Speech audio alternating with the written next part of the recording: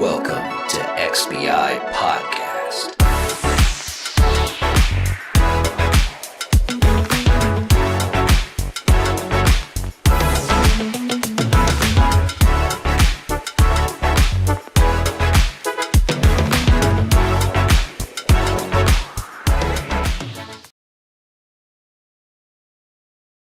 Don't worry. Okay. What happened? We're what? live. You said what? Oh, we're live. Hello, everybody. Welcome to Xbox International. I am your host, the sexy one, the most handsome guy. What else? Eddie Monster. Eddie Monster. Oh, I am Eddie right Monster. now. I am right now known as the superstar. Who dunked his head in the toilet? Who's dunked his head in the What toilet? do you mean I dumped my head in the toilet? No, I did not dump my head in the toilet. I don't know what's going on with that hair, but dude, But you what's look up? like either. No, I'm trying to, dude. I'm trying to, do something to cover my bald spots, because I got a big ass bald spot right here. You're not doing not a great helping. job. You're not doing a good job. What is that helping, No, man? maybe Manscaped could help you with that. Maybe who? Manscaped can help me with that? Oh man, because seriously, I try. Let me see if I could do it like this. If I could do it like this, you see now I look better, right? Yeah, there you go. Yeah. Now you look like Marv Albert. Who? Crazy. I'm pretty sure. Wow, that's an old pull, brother. Old pull. What is that? Marv Albert? Who's Marv Albert though? He's a basketball commentator, so look him up. Okay, what's his name though? Let me look him up. Marv Albert. Yeah. Albert. Okay. But anyway, thank you Holy for coming on to crap. Crazy Lou's. I do not look like him. No, I don't. Oh man, crazy.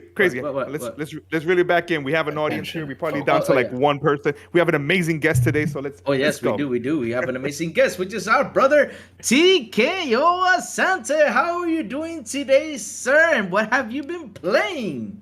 Oh, I'm doing great, man. You guys invited me on here and to enjoy the craziness from up close. I just wish I'd brought my popcorn. It's a good day.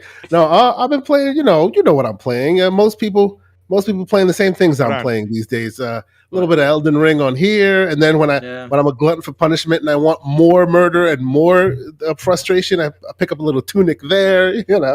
But I'm loving it so far. It's been a very interesting week for gaming for me. Yeah, it's been a pretty fun week though. I mean, we've all been playing lately. Elden Ring, and also that Tunic game came out, which a lot of people have been playing and loving that Fox. I haven't tried it yet. I played Shredders for a bit, which is pretty fun. I love the I snowboarding tested game. that too. That was really cool. It's a pretty fun game. It's a pretty, it's a game to sit down and just play it, just cruise around. I heard you can get up to 16 players. Wasn't it, Sarbo, you said, or were you lying? That's what I saw when I went to multiplayer. Oh, It I said wouldn't be 1 of surprised 16, if he but- lies. Yeah, exactly. He lies a lot about no. things. He lies No, a lot but- about That- things. But that's what I why saw. That's what I saw. Star Citizen, all these other Star things. Citizen. Like I sent him a video today. He thought I was joking, and they had a video today about No, what happened that was to a this great game. video. That was a great video. That was a honestly. great what? That was a great video. When It I was pressed not play, biased. it was blank. So I don't know what you saw. It was not biased like you. Biased like me, I'm sorry, but I'm playing games that I can actually talk to the entire panel here. Yes. You're talking about a game that no one's even. There's not a PC ever made for it. There's not an actual OS that they even said it comes out for. Are we talking about a Star Citizen? No, we're talking Yes. about Ouya. That's good. Stop it, man. Star Citizen. I would Yes. say, calm yourself, good sir. My PC runs Star Citizen pretty darn good. Oh, you see that? Just saying. I'm gonna be playing the real Star Citizen. It's called Starfield. It's called Starfield. By So God now- Howard himself. So now the question is, does Star Citizen exist? That's the question. Oh, it does. It shouldn't, but it does. Yeah. Oh, you see, now we're getting into good Now, points right there. now, Huh? K.Asante, did you Huh. invest in one of these ships or properties? Oh, I'm not crazy. No, that did not No, happen. no, not me. I did not invest. No, I am not the crazy one. The crazy one is on the show. That is not me. No, That's I did not. sour blow. That's how, bro. He's the one who invested right down there. I I just got the starter ship, and I got it on a discount. It was, how long ago you been playing? that was no, I got a long time I don't play it. Like I stopped like following like 3 years ago, 4 years ago. Okay. something like that. Yeah, I initially joined the Kickstarter campaign for it Yeah. because much like, and most gamers want this. Most gamers want a game that pushes all boundaries. Yes. You'll never see that, like, ever, except Star Citizen. Like, no game has a minimum requirement that is higher than most high-end PCs. But where is it? Because most people can't play it right now. Most people can't. It's out there, but you have to wait till like 2050 when all those Yeah. PCs become mid-tier, and then it'll be playable. Yes. You know what I'm Got saying? it. Yeah. Right I mean- now, you need God. PCIe Gen 4 just to get the game started. I How many told- PCs have that? Get out of here with that. I told Joanna not to think a lot It sounds into like it, it was. but It sounds like it was but- built on the but- PS5 SSD that can't be done anywhere. Oh, stop it! Stop! Don't does get that started. We it does can have have an tech alpha. talk if you want. it has an alpha mode. You can cut. Where's Mark you can Cerny on the play show? it, Bring Mark Cerny here. And it got He's some busy cool things. collecting ears. I'm sorry. It got some cool things you can do with the game. Like you can go to another planet, you can land, etc. Mm-hmm. So to me, right now, it's like a demo to what Starfield is gonna be. It's a game that doesn't cut corners. It is full-fledged. You want a big expensive ship, you can have a big expensive. It is the Tesla Model X of video games. So let me ask this: wasn't Mark Hamill supposed to be voicing something, but by the time the game Yes, comes out, Squadron 69 or 42. whatever. Squadron either he'll be 42. dead or ahead on like Futurama, where they're gonna use Yeah. him. Yeah, these days with the digital representation and all of that. That's actually, believe it or not, that was the main reason why I actually was part of the Kickstarter for it. I can take multiplayer games hit or miss, but I was there for the single player. Imagine a single player game with a budget that's like beyond compare, and they're like pushing technology to its limit. Yeah. Even on the high end. They had Mark Hamill. It's worth Henry, subscribing Henry, to, Henry Cavill is gonna be supposedly. Is Star Citizen they have- kind of a spiritual successor to Wind Commander? I wouldn't say that. yeah, but I wouldn't I say see know where you it's- get your it's- comparisons. But what I'm saying is because when I first heard about this game, and I Mm-hmm. know people that were hyped about this game, they reference certain games that this is kind of like a spiritual successor in a sense. Yeah. It's the pitch that the initial studio made when they were basically asking for your money. Yeah. And Sour It's Blood is like like- a little baby ship. It's like EVE Online. You know EVE Online? Yes, It's like that is EVE Online with its ridiculousness, but only it's paying that attention towards pushing of the envelope technology wise. You know what game tried that? It was called, and I played this, and unfortunately, I feel that it got a disservice because it was very overly ambitious, and of course the tech was Dust 514. I don't know if you remember that one. Yes. I remember that. I do. And it was very ambitious, but unfortunately, it came out of the time where, of course, the technology wasn't there, the infrastructure at the time wasn't there, and at the end of a generation of the PS3. I think what Same idea.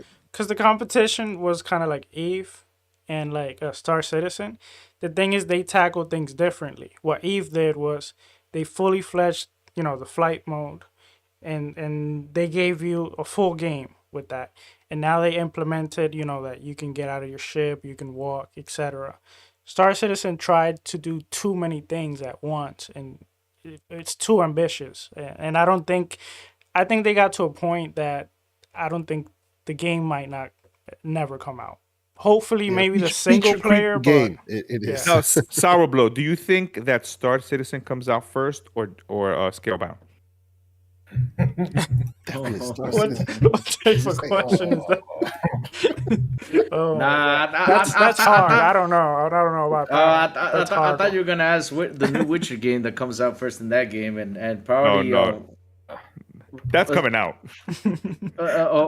what's another one? I forgot though. What's another game that's coming out in the future? Way future. Oh, Elder Scrolls 6. That's been a long time to come out. So I think that still is gonna come out first in Star Citizen though. I think Banjo comes out. Banjo? Oh dear Lord. So let's ask now, Mr. Joanna Dark. Wait, give me a second. Mr. Joanna Dark, how you been and what you been playing, my dear brother? I've been good. Pretty busy, of course. Life and work, especially work, has been picking up, so been pretty busy. But nice thing is, I finally got a chance after all last week and even this week to finally sit down, get back into Elden Ring, hit level 80. I'm at the Caves of Lucretia. I think that's what it is. Cool. And then I also playing Tunic. But I have 3 games I've been playing: Tunic, Elden Ring, and Young Souls. It's another game on Game Pass, which I really love. It's a beat 'em up, but it also has the mechanics that I keep saying of Marvel vs. Capcom, where you can tag in the other player and do these crazy combos. Story-wise, it's not going to win an Emmy, but it's a very deep story that kind of wants to strike the balance between kind of edgy, young and cheeky, but really cool. That really drives a really important message about having people in your life that sometimes you think you don't really need, but then having that one person in your life change you, and they were always there to kind of impact you. And I think it's a really nice overall key message that the game gives you so far.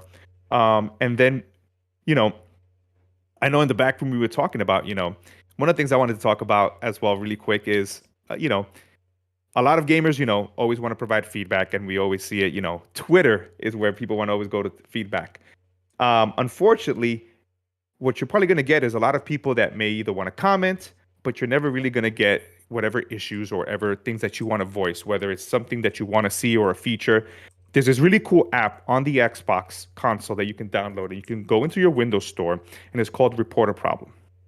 What this application does is if you have any issues, especially with games that are coming out, so for example, Tiny Tina's Wonderlands, right? I'm hyped for that. What you can do is you can once you download this app, you can execute it, hit the guide button, hold the middle button, and then report this problem and easily give a description of what's the issue, even send a screen cap. Now, for audio issues or any video issues, you can also do what's called tracing, which allows you to give us that feedback. And what that does is that by giving us that feedback, we can see how many other users are having the same issues. So we can definitely make sure that whatever pain points you're going through, we're getting you back to gaming. So again, it's called Report a Problem, and I would definitely recommend it. Or always go to our support.xbox.com, and you'd be surprised if you type in some of the articles or error codes. It's literally on the site. So that is my tech talk. I was learning about that today when you were telling me the Insider. First, this is the second time I got into the Insider, because the first time I downloaded was to play Halo, but I didn't really look into it.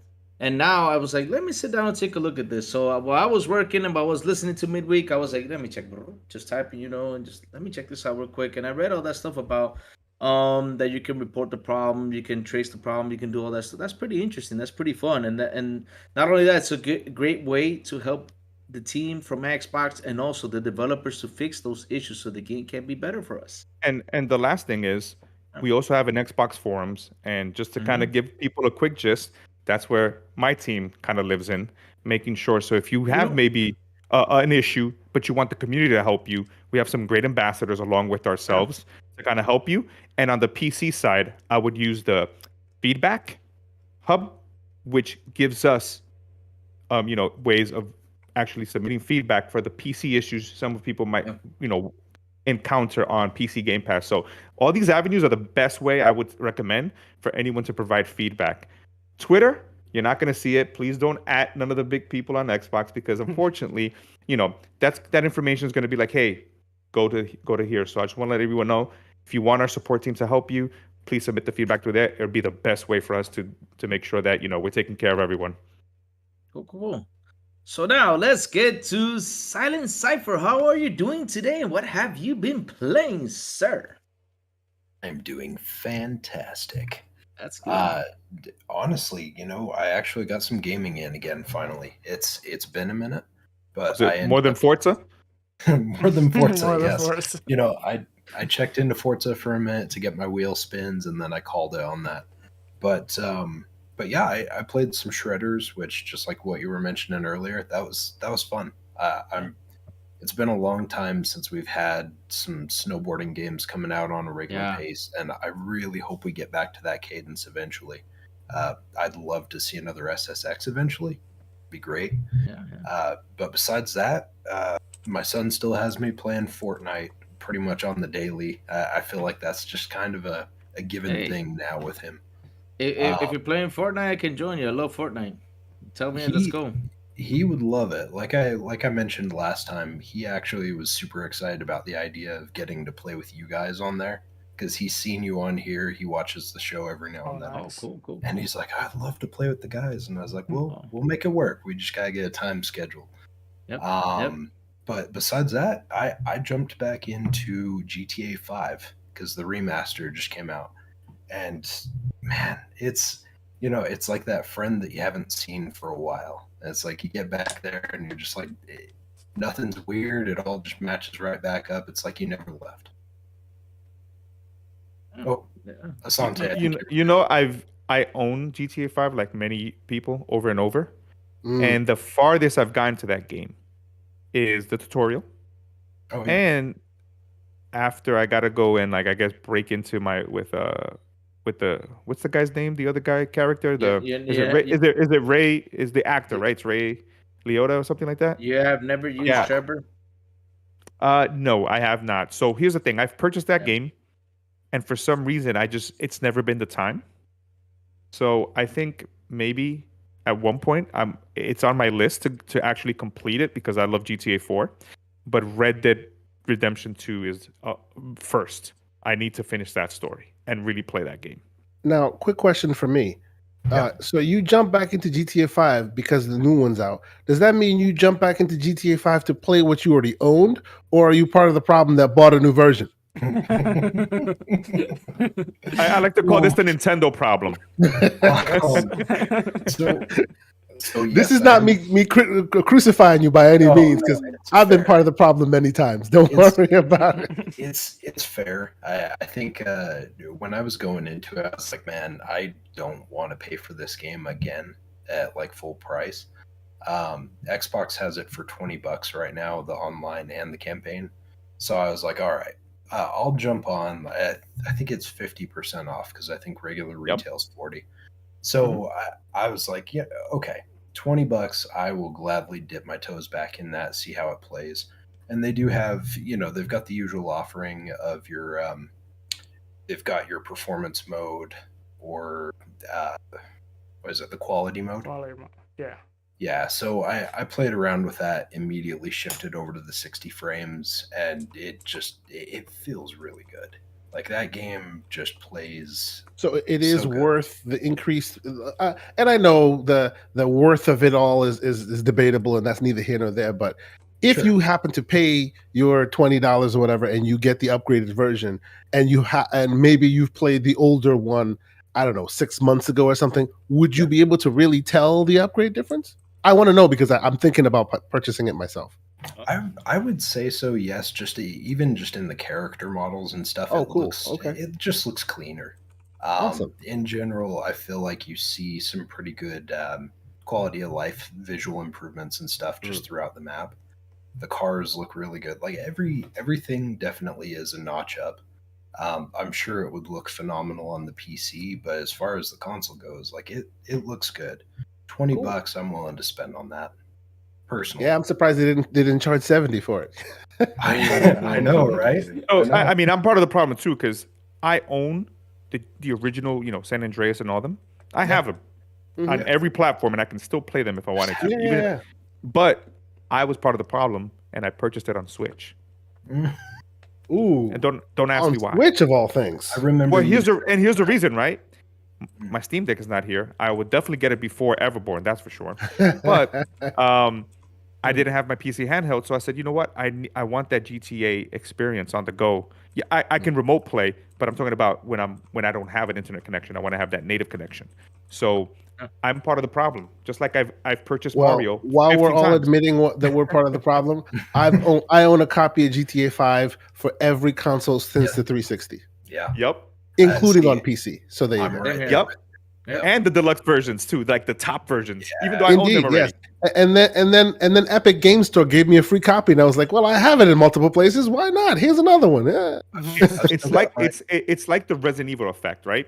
Yeah. I can go and take out my GameCube right now, and I own Resident Evil across the board. Like I can never say I cannot play Resident Evil because I have it everywhere, literally everywhere. Code Veronica is the best. That's all. No, it's not. No. No, it's not. No, that's the worst one. Like I said, and I always say this: the only good thing about Code Veronica was Chris Redfield versus Wesker. Other than that, You know what's better than Code Veronica? That What? hairdo you have. I think No, it's not. Hey, my hairdo is cool, man. Look, I can switch it ways. Look, I can. You see, there you go. Look, now I look better. See. Y'all just gotta give me a minute to go get the popcorn. I'm right here for you. Go ahead. The saga continues. Wu-Tang. I think the best part of Code Veronica was when my PS2 stopped reading discs and I couldn't play it. I remember that issue. Funny, I had that's a just big moved to the drop. United States. I happened to work at an EB Games at the time. Oh, yeah, okay. Depending on which like the motor for the PS2 kept dying, so depending on which one it happened to land on, all of a sudden the blue discs don't work Yeah, anymore, if you or had the the white clear discs. disc versus, yeah. Oh yeah, I I remember was that. I was working at Game Crazy at the time, so I feel your pain because Mhm. I can't count how many times we had to defective out or dermo out Hundreds. disposition. Yes. Oh god, it was terrible. It was a rough time. So now let's ask Sour Blow, how are you doing today? And what have you been playing, sir? I'm doing great. Thanks for asking. I've been playing, I still been playing Elden Ring, and I started up Tunic, and I'm gonna be honest, I thought Tunic was gonna be easier, and then when I saw the difficulty on it, I was like, I'm already playing Elden Ring, so I'm gonna wait on that one.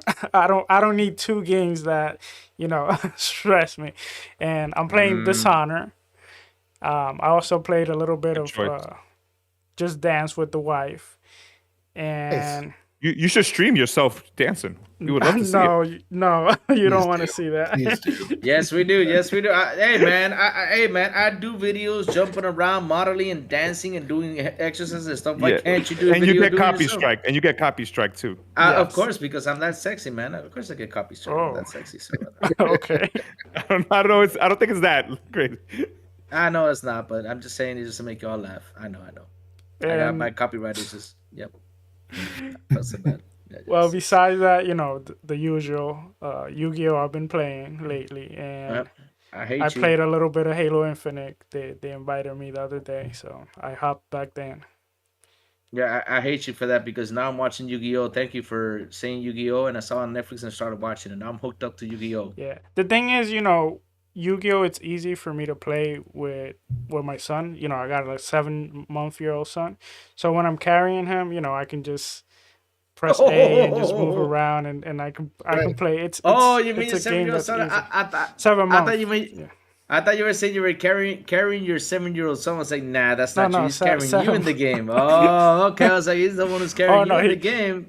He just wants to play Halo. He told me the other day. Yeah, that's it. Here's the thing: give your son the credit that he's due. He carries you because we know when you're playing and we know when he's playing. Yep. We can tell. Yep. Trust me. So stop slandering this kid's name.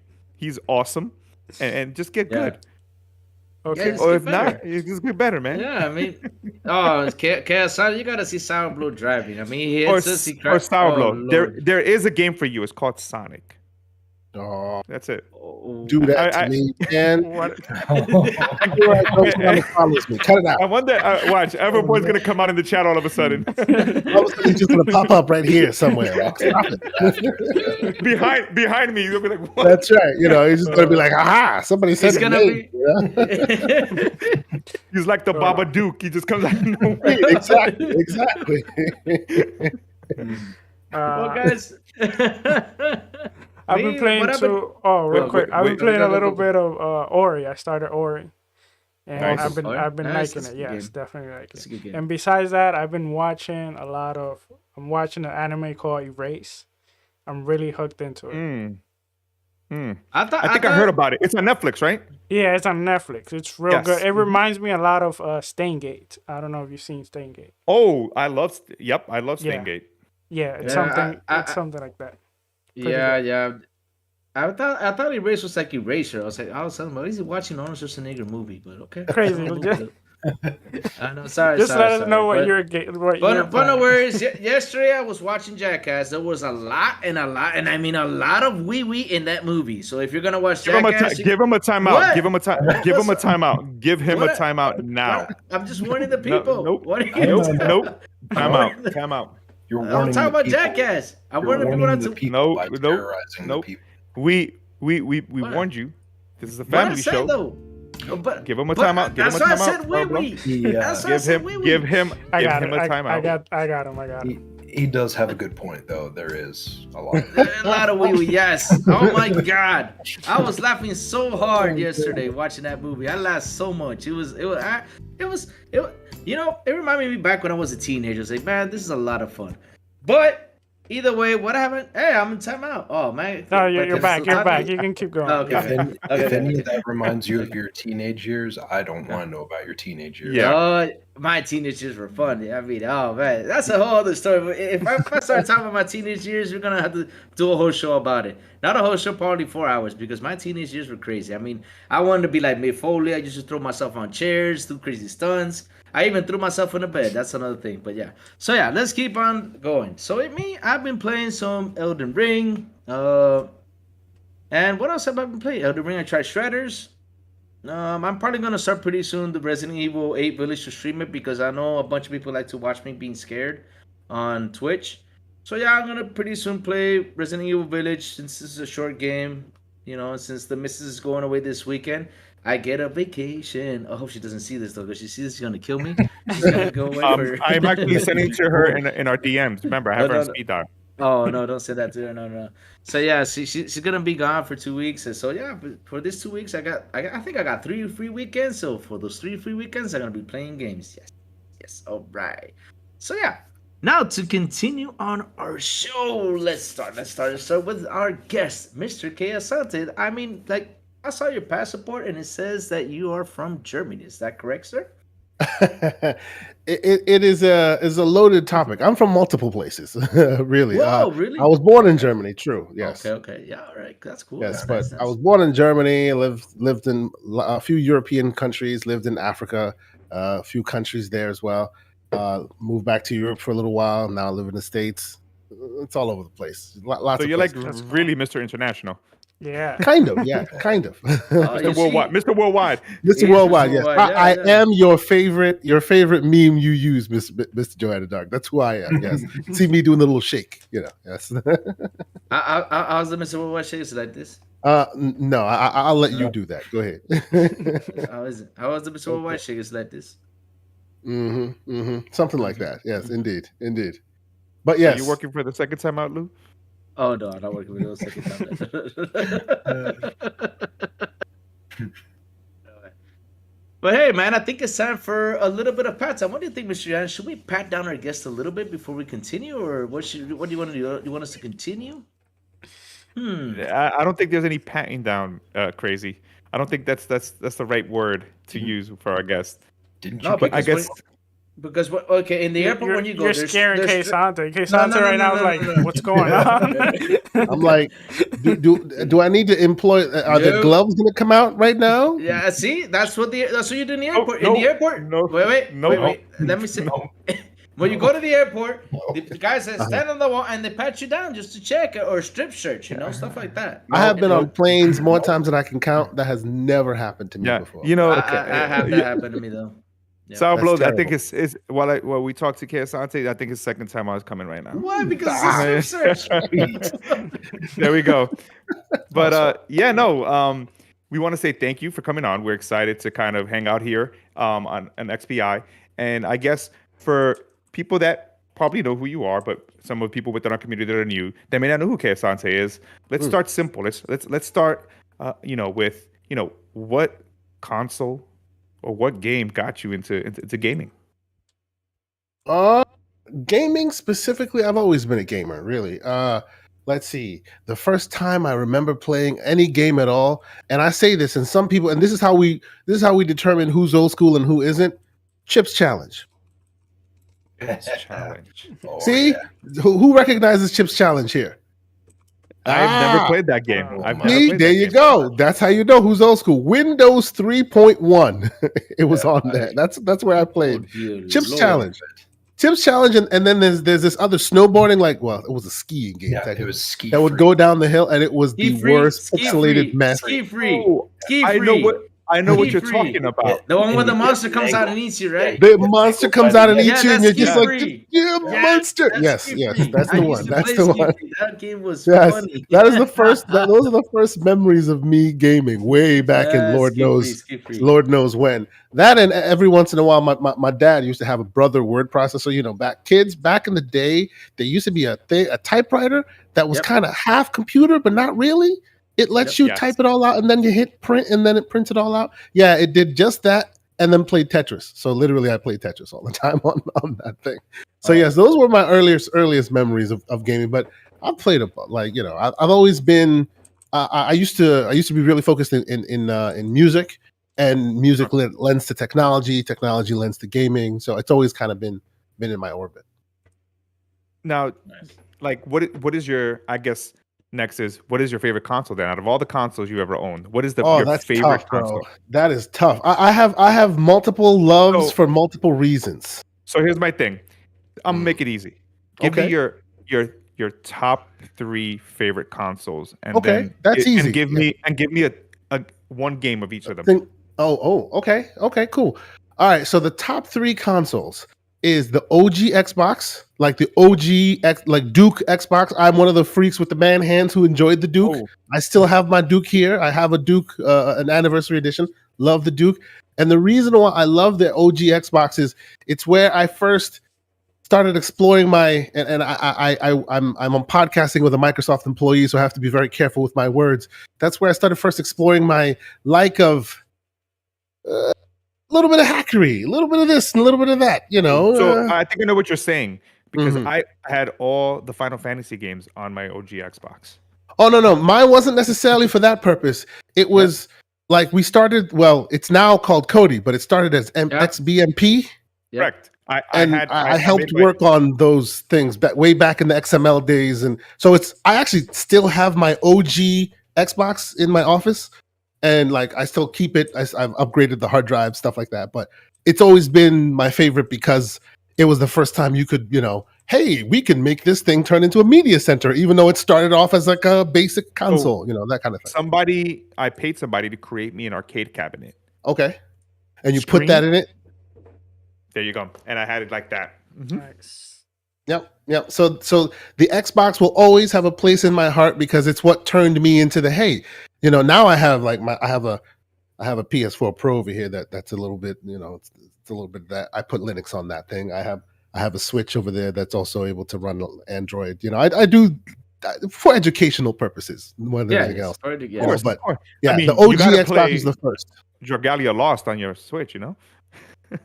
Well, I actually, believe it or not, I actually did that because I had one of the original Switches that had a modification, the hardware modification that could not be traversed. And because of that, now you can run Android. And what does that mean when you're running Android on your Switch? It means Game Pass on your Switch. Nice. Nice. That's why I did that. So that's why So the OG Xbox for that reason. Just for gaming alone, probably the OG NES. Because that thing was beautiful and amazing and, did all these wonderful things, before Nintendo decided to, freeze in time and space forever. They used to push the envelope back in those days. I love those guys. And they always will. What was your NES game like? Besides, I guess, Mario probably Duck Hunt, or maybe I'm wrong.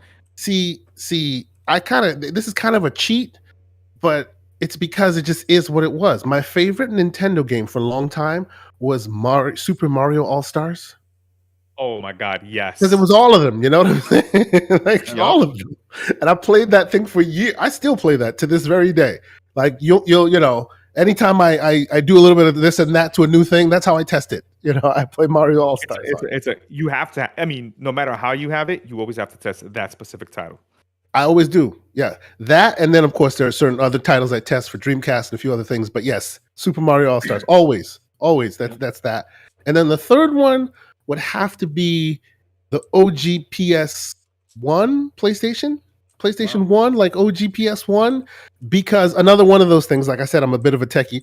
When I was a kid, worked hard, and by working hard I mean worked hard on my mom to like whittle her down so that she can finally buy me this console, right? And money was tight, but you're a kid, you don't know any better. She eventually gets it for us. We this was right at the beginning of CD burning being a thing. Follow me on this path. Yep. So PlayStation 1 comes. Oh, yeah. PlayStation 1 comes. At the time I was living in the Netherlands, and I live with my brother and a few other family members. And we went to the first video game store we could, the rental store, and we got Mortal Kombat, like MK. I think it was Ultimate. I think it was MK Ultimate. Yes, and a few other games. Oh yeah, a few other games. But long story short, it is the only game, and you can't do it. I can say it now because the statute of limitation is passed. But it is the only game on the entire PlayStation that you can burn. If you have a demo disc, you put it in, it says PlayStation, and then you switch the discs, and then it'll continue to play. So needless to say, we played Mortal Kombat every day for like what seems like 10 years. So it's funny you say that because speaking on that terms, my mother would not buy me Silent Hill. So I remember getting on back in the day, going into a chat room like we used to do, and downloading for an entire week all these files, unzipping them, and I remember all weekend it takes to download those files. Yeah, exactly. So I rember the week was gone. I did my homework. I came in, and of course, if the ISO is messed up, then you messed up an entire week. And there was these groups. You ask them. It was like literally like being at a place. Be like, yep, I'll take that. And I finally put in Silent Hill, and I did all this stuff because I did the same thing with my PS1, and I just remember putting in that game, and it was just like, yes. And then my mom seeing me because that night I kind of had like a little nightmare. She's like, how did you get that game? And I was just like, don't worry about it. I was just like, magic. Yeah. Yep. I was, hey, like same here. We poor family, I only got one game a year. Mm-hmm. So unfortunately, gotta make it last. That's right. Yeah. So, Silent Hill, I had to play that as a huge horror fan. As a kid, I was like, yes, this is the game I want to play. Mm. Yep. So there you go. Those are 3. Okay. I thought you were gonna say Dreamcast. You said 3.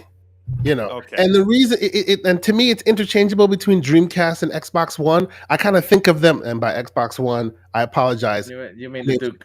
We'll move on. They're interchangeable for me. The OG Dreamcast was way ahead of its time, and I enjoyed that console because literally you could tell it was on the cusp of technology. It was doing things that could not be even done by a normal man at that time, right?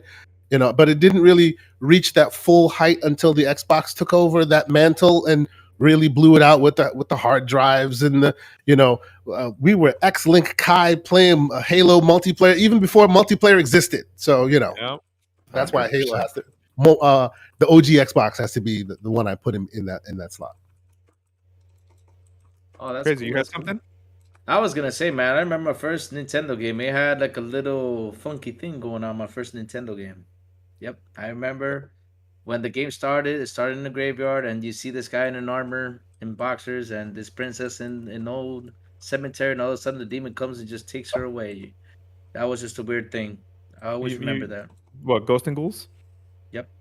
Yep. You know, They it. were doing they were doing something in the cemetery. Yes.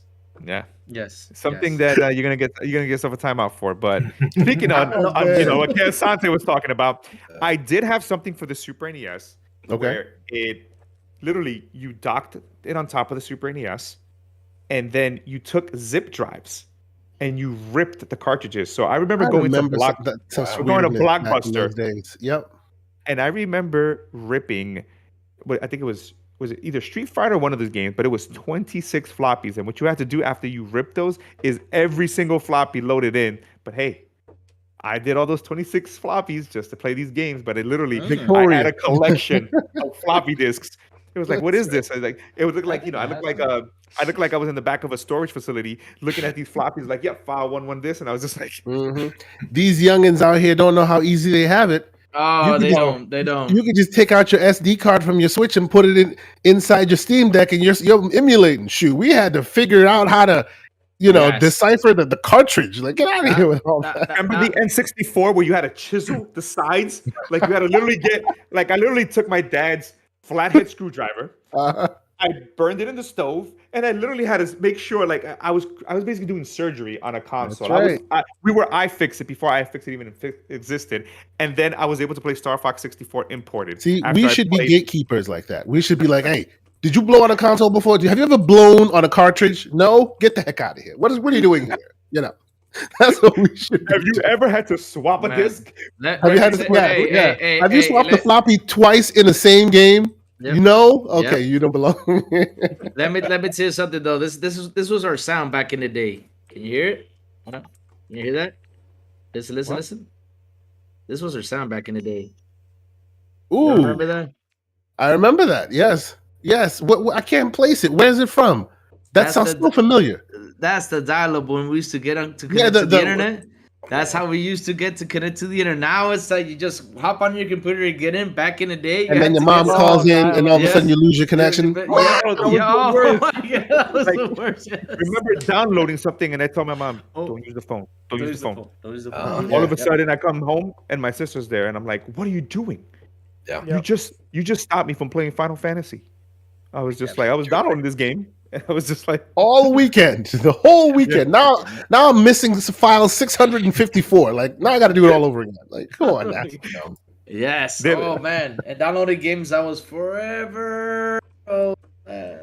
I used to tell the story how when I was I worked at GameStop, but then before they purchased EB Games, what I used to do is I used to take my dad's credit card, charge a game, take it home, make a copy, return it. And then all of a sudden one day, the manager of another EB Games, I literally went, so I lived in Brooklyn. I went to the city of Manhattan, and I went all the way to like Queens, to another borough. And I walk in and the guy says, "Didn't you return Rainbow Six?" And I was like, "No." And of course, this was a time where the data processing wasn't there where it's at. But I never again went and did that. So what you're saying is you're part of the reason why we got licensed DRM, digital rights management. Yep, because had to give it to the people who kept burning discs and returning them until eventually they had to lock in the code on the disc. The moral of the story is this, right? we always have a right, but we complain sometimes too about pricing.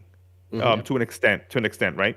Mm-hmm. But games were pretty expensive at the time. I remember paying anywhere from $95 to $100 for cartridges for imported games. So, I understand that sometimes, we still have people that, at the moment, I'm very privileged and I'm happy to be able to afford some of these games, and Game Pass has kind of alleviated that thing. But, they were expensive as they were for many years. I mean, I paid $85 for Final Fantasy 3.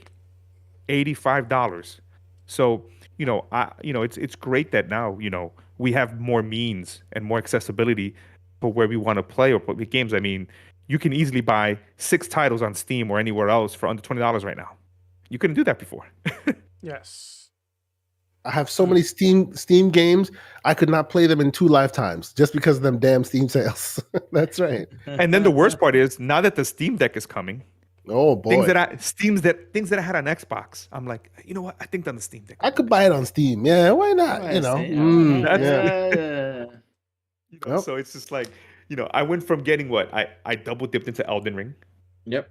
So now I have Elden Ring, so I can run it on my One X player and then my Steam Deck. And I'm just like, I gotta stop that. I'm part of the problem. These triple dippings and double dippings. You're gonna get addicted. It's like you go everywhere with that thing. You're like, oh, dude, I was playing my One X player yesterday in bed. The only thing is, my wife was like, "What is that jet engine?" I was like, "Just go to sleep." And I just since it had heat. It had a little bit of heat. I was just Nothing. like, go. I do the same thing on mine, but I play with the X screen, my Series S on the X screen next to my wife, and my wife is like, "What's with the damn clicky keyboard? Stop the clickiness! Too much clicky." K.Asante, funny story about that, real quick. Sorry, Crazy Lou. Right. Somebody provided me a feedback. Oh, I remember this. Why are our controllers so loud? Because you wake up my wife. It was funny now that you said that. I'm sorry. It's true. No, it wasn't me. That's a ridiculous. That's a ridiculous problem to leave. But still, I agree with the man. He just told me who the corporate is. See, this is what like we need like Hyperkin or something to make a controller, and the claim to fame will be super soft, quiet press. Stealth control. Yeah. The stuff. Yes, super scuff controller. Yeah. Press it as hard as you want, makes no sound. Yeah. I'd be there day one. I pay the $100 and whatever dollars, like the Elite controller, to get that thing. Too damn clicky, this thing. Although it works great, it's just way too clicky. I'm sorry. What are you doing, Crazy Lou? I'm checking the sounds now. I'm curious now. They sound the same. What are you talking about? No, the Series S buttons are very. Yeah, they're clicky. This is not a series. It's a PS5, right? This, PS5, They sound the same. I'm picking up normal. Yeah, definitely. I know It's it's the all. Xbox. I'll be sitting there playing It's a little bit with my louder. son, and they'll have the Xbox headset on, the wireless one. Mhm. He'll be upstairs, I'll be downstairs, and I'll just hear click, click, click, click, click, click, click. And I'm like, "What are you doing?" He's like, Yeah. "I'm just mashing the buttons on the controller." I'm like, "Why?" He's like, "I'm bored. Just wait." He's like, "I'm just waiting for the game to load." I'm like, "Stop it." Oh man, the longest controllers were the 360 ones, man. You can throw that thing and hit people with it, wouldn't break. That thing was hard controller. It had like 60,000 hours to play of gameplay in it, something like that. That was made remember of that was made like a brick. Like I remember. Yes. I always tell people my Surface Pro 2, right? Yeah. I purchased my Surface Pro 2, and this was when I was in college. And I remember, I think I put it on the top of my car. Yeah. I ride out, and I'm like, where the hell is my Surface? I come back. The security guard is like, hey, is that your Surface? Mind you, he didn't pick it up. When I go over there, he said, yeah, a couple of cars ran it over. I was like, so I go over there. I turn it on completely. Not a scratch except for a small little dent. I was like, this is made of like literally I can use this for everything. Like it'll be the best armor in Elden Ring. I was just like, I couldn't believe it. This thing took a beating like that. I was just like, what? And then of course years later, I love the Surface lineup. Purchased Surface Pro 4, literally falls on my boot, crack screen. I was like, what? I was like, It'll withstand the car drive-throughs multiple times. Fine, just don't drop it on the wrong angle. Oh, that's terrible. But so now, before we continue with the show, let me say hello to the chat. What do you guys think, though? We got a lot of people in here today. Let's start with Fanto, sir. How are you doing, brother? Welcome to the show, Mr. Fanto. Spooky Sprocket is here with us. Hello, Spooky. Happy to see you here, brother. Also, let me see. Who else is here? Sean Ham. How are you doing, Mr. Sean Ham? Kid Creed. Hello, Kid Creed. How are you, brother? Let's go. Let's keep on going. Keep on going. Keep on going. Now, Jay Vargas always with us. How are you doing, Jay Vargas, my dear brother? Let me see. Going down. UK lad. Also, hello, UK lad. Welcome, welcome, welcome. John Wolf. Hello. How are you doing, sir? Yes, we're gonna have loads of fun on this show. Thank you for coming. Yes, yes, yes. Who else? Who else? Who else? Yeah. Lady What's up? saying. I'm going down there. I'm getting down there. Also, yes, lady saying, welcome, lady saying, happy to see you here. How are you doing today? So, yeah, guys, I guess it's time. You Right? missed someone. What did I miss? Oh, Decado. Hello, Decado. Welcome, welcome, Decado. Can't What did I forget miss, though? What did I forget? That was though? it. No, you That was got it. Okay, I got it. Oh, Lord. You missed Phil Spencer in the chat. Oh, Uncle Phil. Oh, man, if Phil Spencer would have been here. Oh, wait. Familia, ¿cómo tú estás, mi Familia. Victor Click watching is it here in just the so he can house. put in timeout. Yes. What did you say? I said he's watching just so he can see you get put in timeout. Oh, yeah, that's what everybody loves in the show. Oh, Boxing Burger City. Tomorrow I get put in timeout. Boxing Burger City is going to modify the timeouts because he thinks everybody's going to get tired of them. Okay. Because you put me on 2,000 timeouts in a day. All right. Yes, Okay. yes. Yeah. Then we have to put I'm cool with that. somebody else. We have to put somebody else. Yeah, Maybe I'll put Saublow's face on it. Oh, we can put K.Asante. Yeah, we can put K.Asante. You know, we gotta put We got his fiance. his fiance Yeah. with a chancleta like this. Well, That was now, if you want to see Sauerblow get hit with one, stay after Yeah. the show. We'll upload it. We'll upload it to YouTube. No.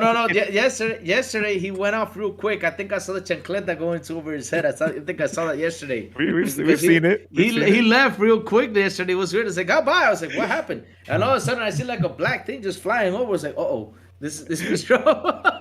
Yeah. So now, I guess it's time for our sexy stewardess, Mr. Joanna Dark, to start the in-flight entertainment. What do you think, Mr. Joanna Dark? Should we start this? Well, before we start the in-flight entertainment and we kind of start today's itinerary, I got one more question for K.Asante. Okay, go for it. So let's just say that, humanity's dying and we have a time capsule and you're going to contribute to this time capsule for the future of future gamers, right? What are the 3 games that you would contribute and put into this time capsule so people can enjoy? I think you're muted. Hold on. Muted? Sauerblow? I'm unmuted. No, now. I Forgive don't me. got it. Yes, I'm about totally to my say fault. Sauerblow. That is a tough question, man. Let's see. And I suppose that generations don't matter, No. right? Okay, because I believe in generations. We Anyway, you got me on that one. I was gonna be like, let me think about it. Let's see. 3 games. Ooh. One that I thought of right away because I am still going to stand on my square until to the end of time that a new one needs to come out anytime soon, and I'm waiting for that day. And that game will be Jet Set Radio, whether it be Yes. Future Oh my or God, any of the Jet yes. Sets. There needs to be, what is it? Bomb Funk Cyberpunk or whatever. Bomb Punk Yep. Cyberfunk is the yes. spiritual successor, which is coming out soon. So yes, that's one of them definitely. Let's see. That's tough. Okay, well, objectively, the best game ever made. Look it up. It's true. Tetris. Yes, I agree with that. Best game ever made. And you know how you know? Because Tetris Connected came out however many years since the original one came out, and it still sold like gangbusters. Tetris, Yep. best game ever made. So that's 2. The third one. Sonic. No. That dies with the earth. Like it dies. Like Sonic gets erased. Like the servers at Sega just burn. Where is Everborn though? That's weird. Everborn is not here. We're attacking Sonic though. Hold on. Let me post on Twitter. Be like, Everborn, we're killing Sonic here. Just in case. I'm gonna put it right now. The third one. Halo. Just watch. Because I've Halo. put so much time in the Master Chief Collection. Like at least 3 years I have put in the Master Chief Collection. So are you going to cheat and say Master Chief Collection? Or That's are you not gonna a say Halo cheat. Combat Evolved? It is a one No, stream I'm game. just saying. Oh, but that's your little loophole there. That's not a loophole, man. You can't buy that in pieces. You can buy it at once. So it's one game. That's how I get around that one. Nice. Thank you very much. Although I will say, since Halo Infinite, I have not been able to go back and play the Master Chief Collection anymore because that darn hookshot ruined it for me. Yep. Yeah. Playing as old Chief or like old Chief, it feels like playing as Tank old Solid Chief. Snake. Yeah. Tank Chief, yeah. Like playing. He feels like when I go back, his weight, you know. when I go back to Metal Gear Twin Snakes, after playing the Phantom Pain, it's there's more pain in anything of just how he moves. Painful. Yeah, it's Yeah. painful.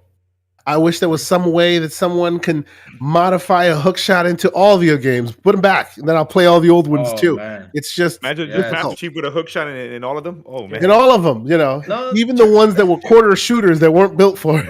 I mean, I remember. Do you remember, Salblo? After we played the game, we like let's just have a match, and we did like a live stream, and it just felt really weird. I mean, not only the hook shot, also the way the character moves. Yeah, It's always just- also the like movement, in like in this one, Halo Infinite, he's a lot more aggressive. He's got a lot more energy, adrenaline. And the other one is like he's just a robot. Like he's just walking. Yeah. Choo, choo, choo, choo. Although That's I how will it's say, if you want to play a Halo, and most people hate it, but the Halo that is the most like the new Halo without the hookshot is Halo 5. Moves much faster. Yeah, it All moves the much faster. armor options. It is so much more agile. It was on the path to hookshot, and I still like the way he moved in 5. Yeah. Yes. I think what I love about what 343 has done is that, like 5, you were saying, which I agree, is they made you feel what an actual augmented Spartan in Master Chief or a person that gets into a suit, a Spartan, feels like versus just being a person that just walks, clunky. You felt that you were a Spartan. I think that's what they were going for. And in Halo Infinite, the same thing. You feel like you're the top dog. You're the Master Chief. So you're like just going through everything. Tearing people apart. Yes, it's fantastic. Well, forgive me, not people. Cute little alien monsters. I hope somebody. I want them to mod Green Hill Zone and have Chief just go through all the engines at the end to take out Sonic. That's terrible, bro. Stop it. And for the record, I like Sega and Sonic. It's just that my podcast partner has a fetish for it, and because of that, I need to counteract his enthusiasm a little bit. Yes, he does. And that's why I do it, because here's the thing, K.Asante. I said it on your show on the Game Circle podcast. I love Sonic. I had the Sonic cartridge. Sonic CD to me personally, is my favorite Sonic of all time. Are you getting the Sonic controls? The new ones? I'm not cool like that, so most likely they're not going to be for me. Most likely The fuzzy controllers, Yeah. you mean? That is not meant for gamers, man. Have you shaken a gamer's hand? No, that's not meant for gamers. That's meant for like Prifalina. Yes. Hey, It's meant to hang on the Man, I got wall rough and hair. never touch again, you know? Yeah, exactly. Yeah. To display. The minute I take some pita chips and I eat, and the thing's done. Exactly. Exactly, you know? I mean, Come on, am I gonna man. have to take it to like a pet store and be like, "Hey, can you Petco?" It looks like a lost chihuahua for sure. That's for damn sure it does. I will say though, the control, the console they featured with it. Oh boy, that thing is sweet. Yeah. That's Made me start looking for skins for my Series S. Couldn't find anything I mean, useful. that control looks like Crazy Lou's hair, man. Yeah, it does, man. Nice and beautiful. I can do a lot of. Somebody Photoshop Crazy Lou into a controller. Go ahead. Do it now. You go, yeah, there it is. Yeah, like my hair like that. Yes, look, all spiky. That looks But better. man, You can be Big the Cat. That's who you can be. who? The best character in Sonic, Big the Cat. The fat cat? You see, this is the problem with Sonic, right? After Sonic, Knuckles, and Tails, nobody else cares about the characters. Exactly. Who's that guy? Who's that guy though? Yeah. I mean, Just like I Knuckles just and Sonic say and that Tails. because it triggers everyone every time I put Big the Cat. Oh Lord. It's weird that everyone is not around here. We're killing Sonic here. That's weird. No, we're gonna trap him. We're gonna bring him on so we can trap him. Yeah, but all I know is that the day if this happens though, if Microsoft does buy Sega, all I know is I will shut down Twitter. Won't be around for a while because it was gonna be all everborn rant everywhere. Oh, you don't know? The day that happens, on the rare occasion that actually happens, he will shave. We already have a bet. It's on the internet, so you can find it and clip it for your use. He will shave his beard. Yeah. There's a character that was on the Chappelle Show called Negro Damas. If anybody yes, remembers, I you know. know who Negro Yeah, Damas Negro is. Damas. He has a special like pen that he likes to sign with. He got it from Paris. The cool little bird feathered pen. He will dress up in Negro Damas attire and walk around like, "See, I told y'all," and he'll do the whole thing. I'm waiting for that day to happen. Oh, and he'll be That- clean shaven when it happens. Remember that. Man. We're gonna capture that in 4K. I hope that Indeed, happens. indeed. That's right. I want them to Lord. buy it just for that purpose alone. That's it. No other reason. But the You know, the man- best part? They buy Sega and they say, "Well, you know what? We wanted to give away Sonic Yeah, we'll buy Sega, but as an And they agreement, we're giving Sonic to Nintendo. to Embracer Group, Embracer Group, even better. Yes, and yes, it'll there be you go. it'll be in a vault, like somewhere where you don't even know." Forever. Oh, man. Poor guy. We're putting Sega. We're putting Sonic out to pasture. We'll make all your other favorite characters, but Sonic. No. That'll be the deal breaker. Microsoft will be like, "Well, hey, we'll take Sega, but leave Sonic to Embracer Group." Mhm. Oh man, It's the mea culpa they'll do so that they don't get into regulatory trouble, right? Oh, Yeah. This is gonna be the best part when I clip for our XBI shorts. I'm gonna make sure that I send it in DMs to Everborn. Check this out. You really want to get on this list, don't you? So Do it yeah, every day. so let's go for our in-flight entertainment. So let's start going, Mr. Joanna Dark. We got a couple cool subjects on the show today, don't we? Yeah. So just let me know if you want some headphones. They're $5, and I definitely will make sure I pass it along to you if I take all major credit cards. But no, joking. Yeah. So we have a good amount of news, of course. Our main topic today is going to be definitely today's 20-minute GDC interview. Not I'm gonna say interview, more like video between Sarah Bond and Phil Spencer. There were some great Cool. stuff in that in Yes. that video. Some key things, and it's funny because some of those things that we'll discuss are some of the things that I personally ask in a Ask Me Anything session, and it's funny that the answer that I got, hey, here's the answer now, right? So, we're gonna have some rapid fire news, and for people, we're always evolving each week, and K.Asante is the first person to get to try this. What we're gonna do in this section is rapid news. I'm gonna read some of the news that we're gonna go through. If you want to chime in, sure. If not, then we move on afterwards. That way, I want to make sure we get a lot of the news that we want to talk about and put some stuff that, even though I don't think is important, but is important to Crazy Lou, I had to put it in there. But sure. We're gonna talk about my hair. No, we definitely don't want to lose viewers for that. You can have your own podcast called Chilling with Peluca, and you and Sourblue can do that. But anyway, so the first news got me excited because I know I'm going to be playing day one with my kids. Is Ghostbusters Spirits Unleashed was announced. It is another kind of 4v1 game from from illfonic, which kind of made Predator Hunting Grounds, and of course the underappreciated, the awesome Friday the 13th video Love game. that game. Yep. I'm excited because I feel like maybe this is the one that might stick because of everything they learned. From what I understood and I saw the trailer, and I also got to listen to, because apparently Greg Miller and Raul Colley, which you guys don't know, maybe is from iZombie and of course the Midnight Mass.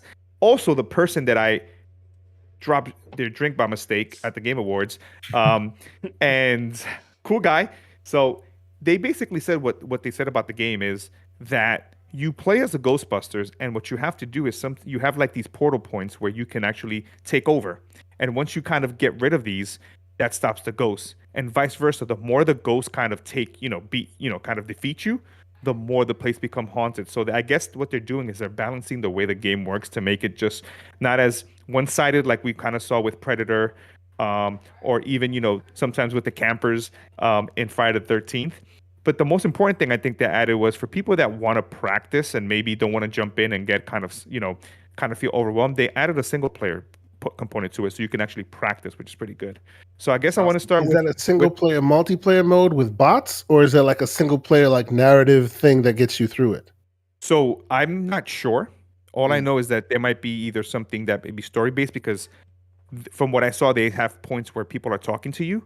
So I'm guessing that they showed. I think they showed Dan Aykroyd. They showed the actor who played Winston. See, that'll get me in there for sure. Yes, for sure.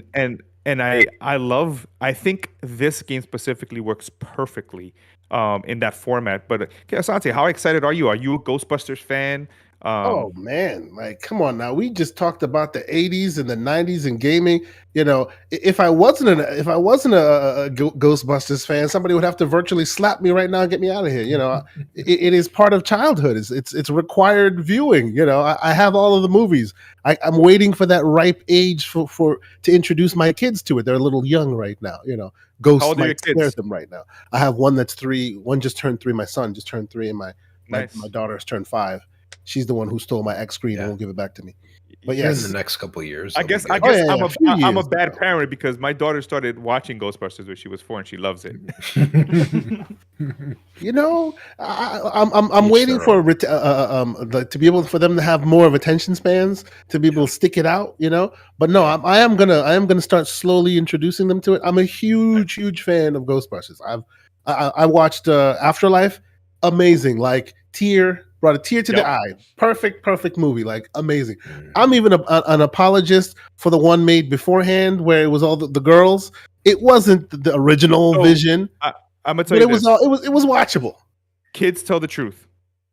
Uh-huh. I sat down with my daughter to watch Uh-huh. this, and she said, "Where is Peter Venkman? Where's Winston? Where's Egon?" And she Yeah. was like, "No, let's watch this. This is the difference." She's like, "I don't like this."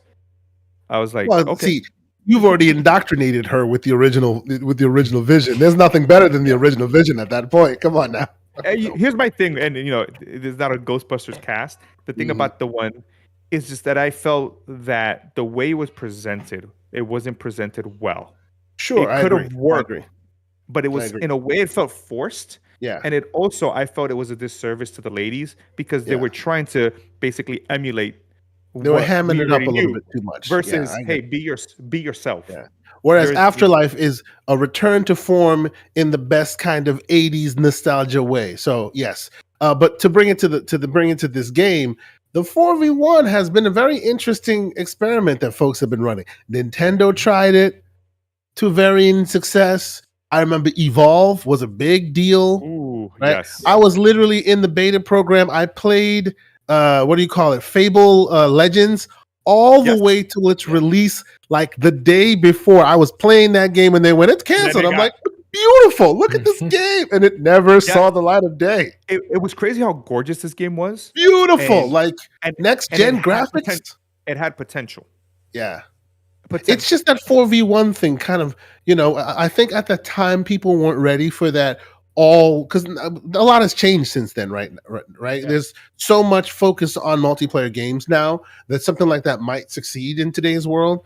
But the time they tried it was, I think, a little bit before its time was really, games back then lived and died by their single player in addition to the multiplayer. Now multiplayers really stand on their own today. So that might be why they want to try it again.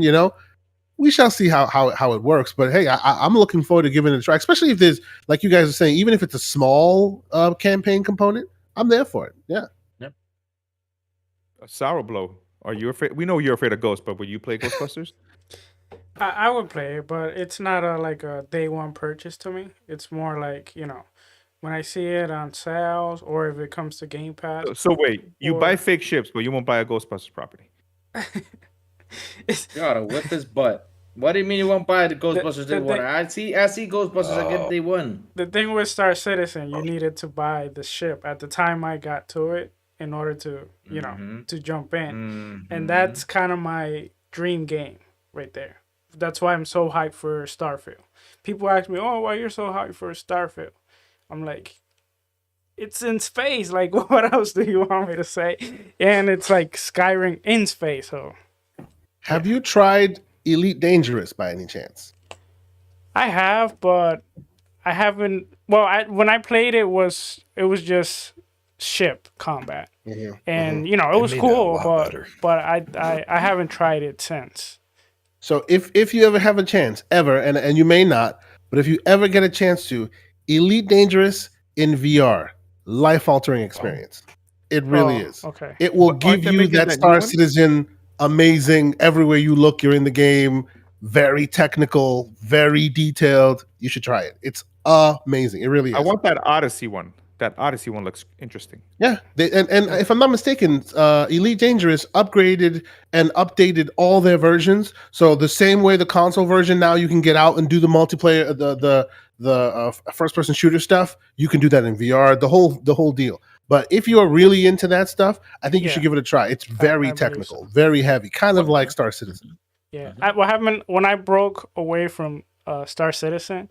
I kind of like broke away from all of those type of games because I used to follow them, and I was like, I need a break from that because I was depressed, to be honest. Well, because Star Citizen never sees the light of day. Yes. All you see is give me my money, and that's all you see. Yep, that's all You see your thing get charged, but you never see a game. It's like Shenmue 4. Hey, let's not talk about Shenmue, man. No. What is Shenmue your kryptonite? No, but Shenmue to me is the spiritual success. Yakuza is a spiritual successor to Shenmue. Sure, but I used to love Shenmue. We all love Shenmue. Only one. After you worked an 8-hour shift forklifting in the game, you still love that game. I was like, get me out of here with this. Yeah. This is ridiculous. So when I say I love this game, this was when I was a kid. I finally got the Epic Store gave me for free Part 3 because I wouldn't even pay $5 for Part 3. And I was like, yes, thank you, for Yakuza and Kiryu Kazuma, a way better game. Because Shenmue was going to have like 15 chapters or 20 chapters. That's what they said. And it only got up to 3. 3 took them like 20 years and they were taking people's money. Like, hey, give me your money. Give me your money. It was ahead of its time. But I think Yuji Naki, unfortunately, wasn't able to finally see what we wanted to. And you got to think about Shenmue at the time, right? It was breaking barriers in the sense of what we got in an open world, living world. So, sometimes, like, we talk about certain games, right? It was just not for their time. K.Asante just said about Fable, right? It was Shenmue was something different, and it just didn't age well. And to an extent, now I understand why Yakuza came about.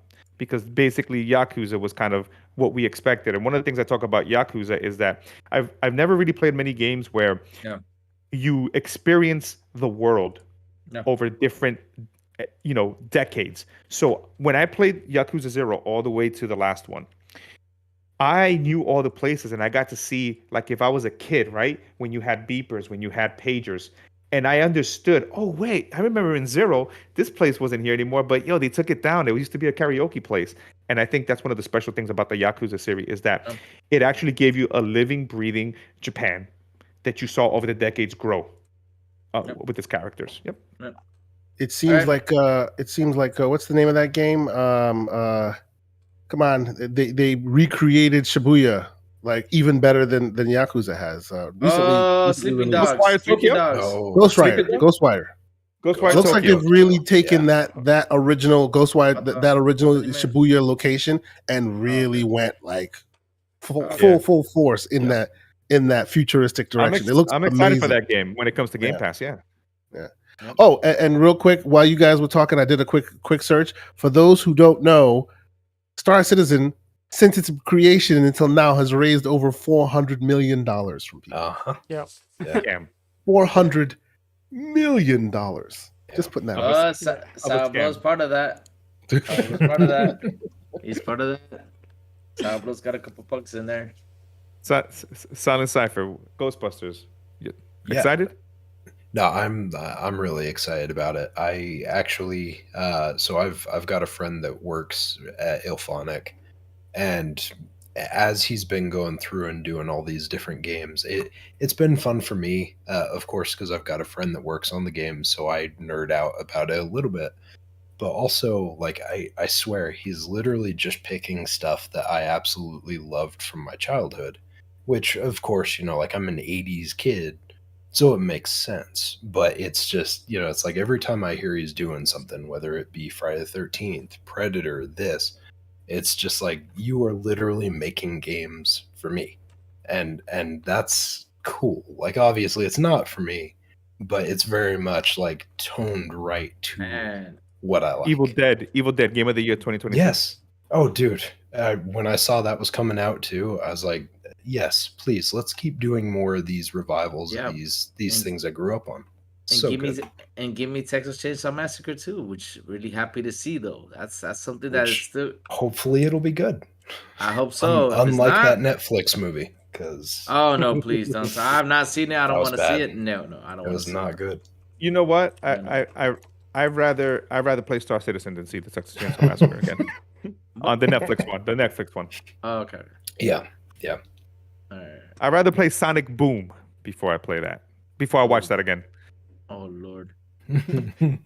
Crazy. Be nice. Be What's brave. up? Yes. Yes. What do you think? Are you excited for this or just, Of course, man. I'm excited. I love Ghostbusters. I love all that stuff, man. I'm a big fan of Ghostbusters, and yes, I'm really excited for it. Can't wait to try it out. Next, unfortunately, is bad news. It seems that the Suicide Squad has finally officially been delayed to 2023.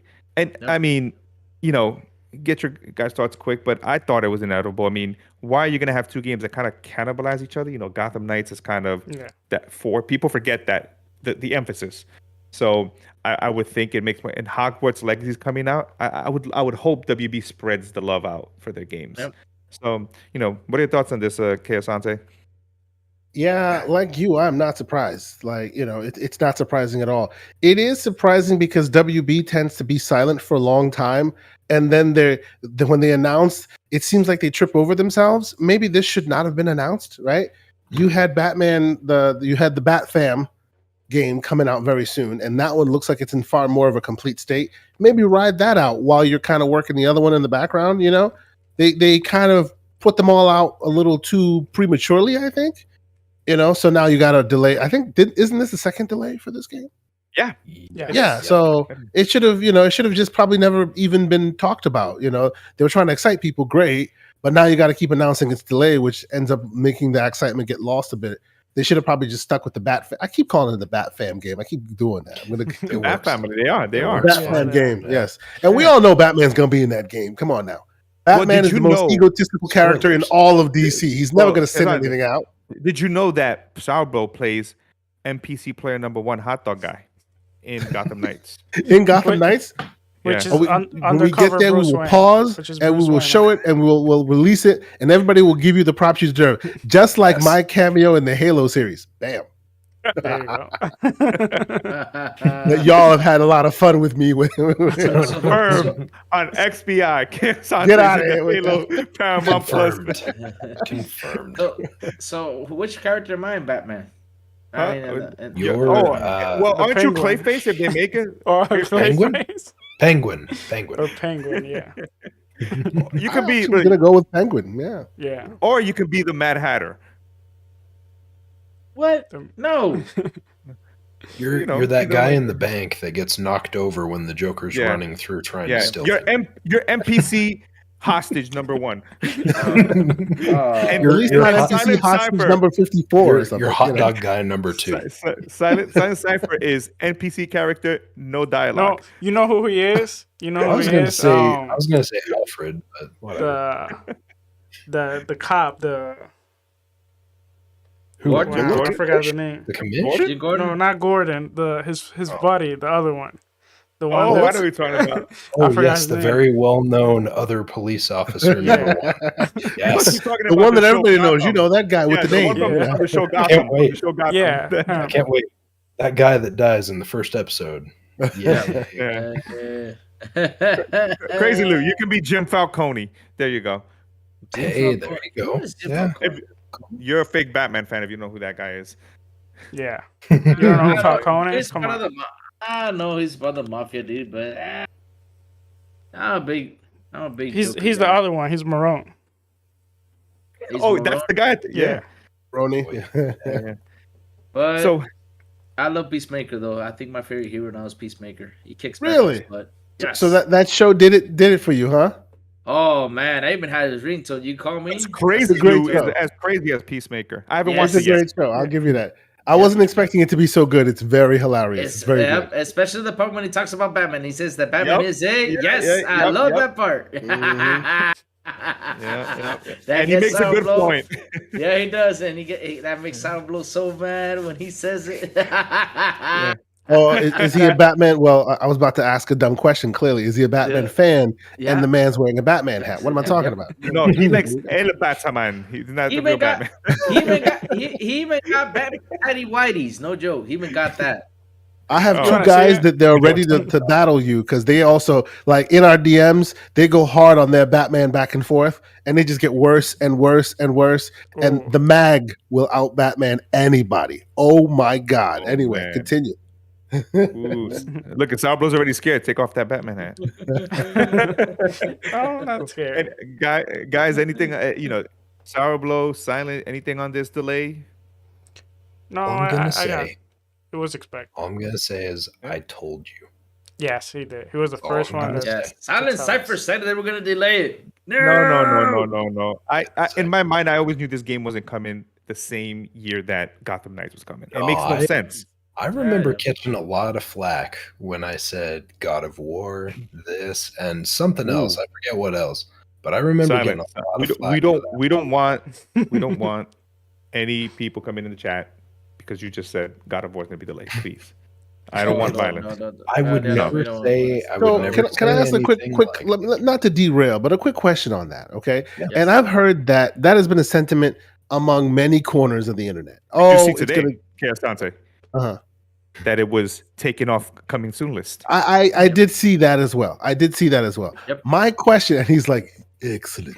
Everything's going No, according I'm not to saying plan." excellent. I'm No. just saying, standing My up. question is, although I am also on that side of I don't think it's coming out this year, isn't that surprising though?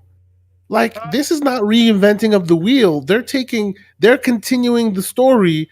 They're like a few steps already ahead of where they started. Like it's understandable that you start from scratch and that takes a long time. But that game, when did the original one release? 218. 2018. So 2018, many yeah. years ago now. You're telling me the game that you started to make, and no disrespect to developers making it, it's just I would love to know the logistics of what that is, because much like Spider-Man, which they won't start recreating New York. They've done it twice. Well, they've created New York and refined it once already with Miles Morales, right? So you would think that it's more down the path of storytelling, mocap, telling further stories in this world. Why would it be delayed so much at this point? Do you think, and I think you made a good point here, as we're kind of, do you think it has to do with the fact that it's no longer Cory Balog and the person that is actually running it maybe said, okay, cool, let's use some of Cory's ideas, but let me go ahead and maybe make it mine. This is my vision. Yep. Interesting. And they've added people, they've added people in the street, and maybe it could be that. And I know people get flack for that, but knowing how Sony is, how they do a great job of really letting you know something's coming. Like you knew Horizon was that date because you started seeing these state of plays, these little videos here and there, these tweets about it.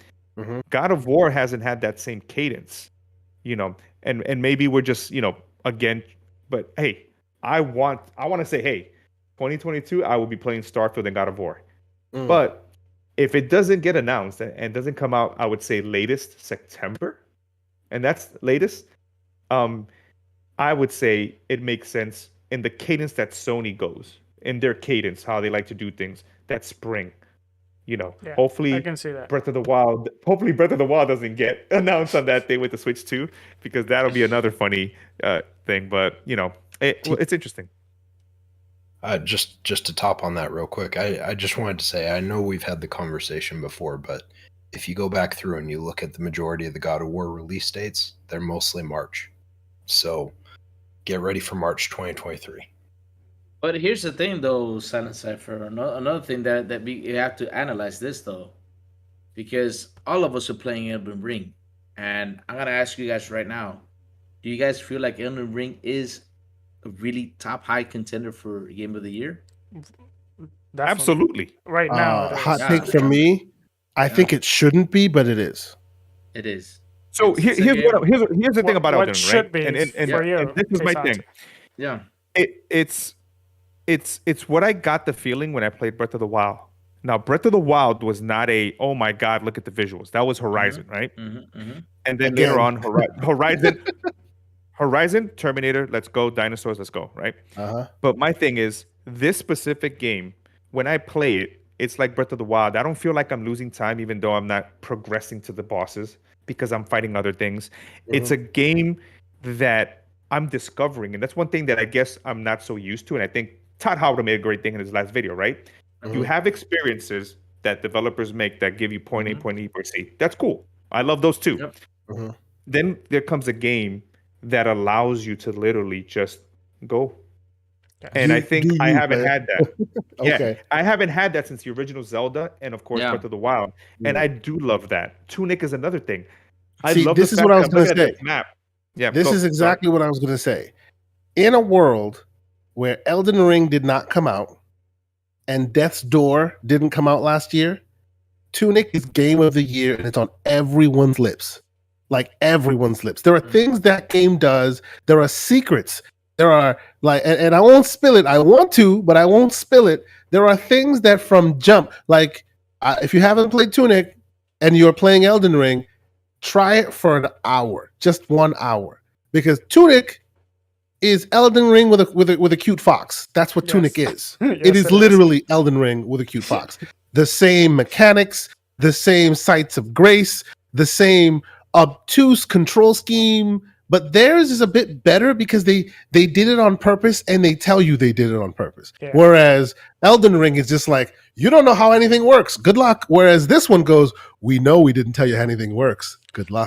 Well, there's another quick thing about the game too. It gives you a manual. Yeah, that's what I was gonna say. They kind of tell you what it is, but the thing is that the manual is not written in English. It's written in in that weird language that you can decipher as well. If anybody remembers, like I'm a big indie gamer. If anybody remembers the game Fez and what that game brought to the world, Fez was awesome. Tunic is Fez 2.0. It's just it's lost in the sauce because Elden Ring and last year's Death's Door kind of came and stole a bit of Tunic's thunder. Yeah. But I thought Tunic was. I was going to say, to me, I played the game Titan Soul, which they made prior to that, I feel that Death's Door is very different than Tunic. Death's Door to me is Bloodborne in the sense of more faster pace. Oh no! So that you understand, the reason why I say Death's Door kind of stole its lunch a bit, I would say Elden Ring is more closely aligned to Tunic because of the game moment to moment gameplay and certain aspects, the UI and the secrets hidden and all of that. Where I think Death's Door is more of an apt comparison is the way the combat works. It seems that Death's Door and Elden Ring have very similar combat styles. And Death's Door kind of did a tiny bit better, smoother motion, like your stamina meter and the way you rolled your dodge rolls and all of that. Did that just a tiny bit better than Tunic does. And because of that, it dropped it kind of down a bit. But if that hadn't happened, because now everybody sees the game and goes, "Oh, it's a game like Death's Door." Yeah. No, it's not. It's no. Tunic has been around since before Death's Door was even like a thing. Yes. But even it's a disservice to both games because they both offer you similar but different experiences of the same idea. Yeah. So I was saying this to Everborn as well. Like I honestly think that, and it's no one's fault. It's not like one person stealing from another. It's none of that.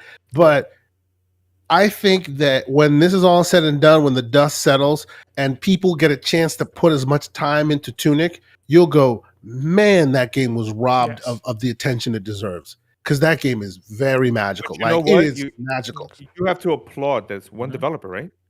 True. Yeah, that's my point. One dude who's been, I've been following him since before Finji picked him up. He used to sleep on their couch. Like, this dude's been at it for like 6+ years trying to get this vision out, and it is a better looking game than Elden Ring. Fight me on it. It's a better looking game. Here's another thing. I would love to maybe just like Cuphead got its dues on Netflix. I would love to see a Tunic show. So would I. Cool. Yes, 100%. And that Cuphead show is amazing, by the way. Yeah, it is. You will. You'll probably get it because they're grabbing video games to do movies now. Pretty much every video game has a movie right now. Also, real quick, we are actually honored because I was telling Dutch that Dutch actually secured one of the people from Halo, and I said, well, we got him first. So it's you, K.Asante. Y'all need to stop clowning. But so I just hope that character ends up being Sergeant Johnson, because I'll be happy if it's Sergeant Johnson. next you know, on the Gaming Circle podcast, K.Asante has a nice little cigar, and he's like, "Hey, If nothing else, I have a very cool Halloween costume idea now. It's all good. Let's continue. so I got a cool Halloween costume this year. no, we don't want to know your costume. Oh boy. Nope. It's gonna be fun though. No. Time out. Right, I'm getting ready. It's all right. So what's it gonna be about? Oh man, What's it gonna be? I just said that as the big dude from Jackass. Yes. Okay, Isn't I've Isn't never he watched his it yet. birthday suit most of the time in that movie? Yep. Hmm. Give him a Okay, timeout. Give him a timeout. Give him a timeout. What? So, while I go to the next quick news, you give him a timeout, and then All we'll right, bring him back. he's in timeout. Damn. Go Nice, ahead. nice. So, yeah, so the next one, and again, this is not confirmed, but it was a game that I was excited. And we were talking about it the other day, and it's a game that's been lost in all this other news, between what's happening to Perfect Dark, what's happening to, Garfield the game, whatever, and it's A Plague's Tale, Requiem. And and today on Twitter, I think it was Idle Sloth said that the achievements might have leaked, and also a date of June 17th. So here's my question to you, K.Asante, right? Let's say this date is June 17th. Do you think that date correlates with maybe what's coming with maybe a show? Maybe it gets announced at a certain show at a certain stage. Day one game. We already know it's Game Pass. I mean, you're kind of leading the witness, but I do not disagree with you in any shape or form on that one. Like, that time specifically that they've chosen is a little bit suspect. You're kind of looking at them with the side eye, like, we see what you're doing there. I'm looking forward to the next installment of that game. And since they work so closely with Asobo anyway, I mean, it's only like easy to think that that's exactly what's going to happen. And if I'm not mistaken, isn't Requiem going to still be multiplat anyway? Like, we haven't heard any exclusivity deals, have we? But it's day one Game Pass, but it's going everywhere else. Yep. I mean, Yeah. which is So great. yeah, no, because that'd be a great feather in their cap, right? The people keep talking about how all they have is Starfield, and that's it. They're dropping gems on you left and right, including a Tunic out of nowhere, and they'll keep doing that throughout the year, even if it's not first party. I think that's a great idea. Yeah, it's a sad argument because games are games, right? I understand that Exactly. when we buy, whatever boxes we own, right? I bought, a Switch because I want to play first party Nintendo games, right? But that doesn't mean that when I don't get my next Mario, my next Zelda, that I'm not getting my money's worth, because there's some amazing games on the Switch. So yeah, I think Plague's Tale is, it'll be cool to just kind of get that numbers and it's available now. Indeed, Whatever. That'll be cool. So it'd be great. Any thoughts, guys? Anybody want to chime in on this? I'm just excited for the game. I hope too. Yeah. they evolve on the combat, which was the only thing I think What that it- made it more. Hey, that was fun, man. That was From fun. the No, it was trailer, it for looks like it but, evolved. but And you that's get a all I bow. You want. get a crossbow now. We can Yeah. shoot crossbows at their butts. That's what I want to do. Give him another timeout. Yes. What? What's wrong with that? You don't There you even go. got. You don't even Dude, gotta it's tell so me much that. fun when you shoot a Yeah. guy in the butt with That's- an arrow. No, They jump up and timeout. down. Give him a What? timeout until I finish. What's up with that? I should mute him. Yeah, too. but that too. But Plague Tale looks awesome. I think from the last trailer it got evolved from what it was, and I just hope. I mean, I think this team. I remember when I first booted up this game, and I was just like, "What? This is an indie title?" I was like, "Wow!" And it just shows the talent that we have across the world and other teams from across the world that are doing amazing things with the technology and the tools that are there. So it's just awesome. So that was the quick, rapid news, and now to kind of get into the next nice two little juicy topics before we kind of hit that main topic. And the next one is we heard that Humanoid Studios, and this came from Shinobi602 on Twitter. The studio is helmed by former BioWare veteran and Knights of the Old Republic / Mass Effect director Casey Hudson. We all know that he left, of course. Our current project is a multi-platform AAA game focusing on character-driven narrative in an all-new sci-fi fiction universe. This is from their website. Their vision is Humanoid Studios was founded on the axiom that creative freedom and independence led to better, more innovative games. Our vision is based on our 4 fundamental beliefs. The future of entertainment is interactive. Engaging entertainment involves worlds, characters, and storytelling. Innovative tools, technologies unlock interactivity that feels magical. People do their best to be creative when they feel safe and supported. So my question to the panel is, what are your thoughts on this? Is this Casey Hudson's maybe spiritual successor to Mass Effect, or is it something more? Is it something maybe new? Is this, you know, Mass Effect meets Anthem? I want to know your thoughts on this.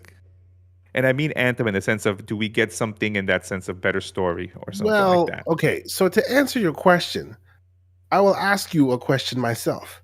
Sure. Do we think Casey Hudson and his crew, and you understand what I mean by his crew loosely, Yeah.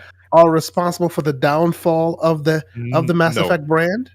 No. Okay. I don't think so. What I'm saying is, Uh-huh. maybe they had ideas, Uh-huh. and maybe this is them being in a allowed to sense, express their ideas fully. and this is maybe a spiritual successor, just like we've had, many different, my best case when it comes to that, we've had System Shock. BioShock is the spiritual successor to that. Sure. Yeah. So is this Casey Hudson's vision of what he wanted to make all this time, or something new that even though it has a sci-fi thing? Yep. Yeah, I do hope so. It's just, and maybe it's a bit of my cynical take, but we have a lot of heroes in the gaming industry, like auteurs, if you will, people whose names are on things. Some of them keep reinventing themselves and keep making themselves relevant in the ears of gamers. I'm looking at you there, Kojima, and a few other folks, right? But then there are others who had a spark in the beginning a while ago, but now they're kind of treading on that name. And I'm not saying that Casey Hudson's one of those, but we do have a lot of that around, right? You remember that game he made, right? And there's been many games since then, and it hasn't hit that level, right? So I'm not sure where this will fall, right? And it's interesting you mentioned Anthem, because after Anthem came out and did what it did, there was that huge expose about, well, the game you're seeing is 6 months, rather than even though they took years to say we're making Anthem, what you played was 6 months of effort, right? So I'm like, we shall see. It could go either way. I hope this is one of those, we've been unshackled and now we get to really do what we wanted to do since the beginning. That's what I hope this is. But to kind of hit on the point you were talking about, K.Asante, about the whole Anthem, but it was also said that it was also more at the top in the sense of EA. Sure, yeah, management level decision making, yeah, and making the decisions. So I think you're right. We can see now, as he states it here, unshackled. Let's see then what happens, because if this game doesn't turn out to be what we hope it is, and hopefully it is a good game, then now it's on him in the sense of, hey, you're unshackled, but I guess you didn't deliver on what you were basically kind of promoting. Yeah. Silent? No, I think I'm on the same page with that, right? Is like, I hope that it's one of those situations where he comes out and he's like, this is the project we've wanted to do, and you see all that passion tied to it, right?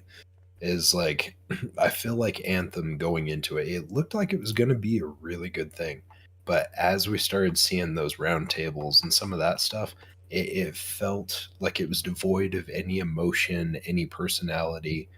And I started getting worried, and I really hope that that's not the case for this. I hope that this is that passion project that he's been looking for. Sour blow. You're a sci-fi buff.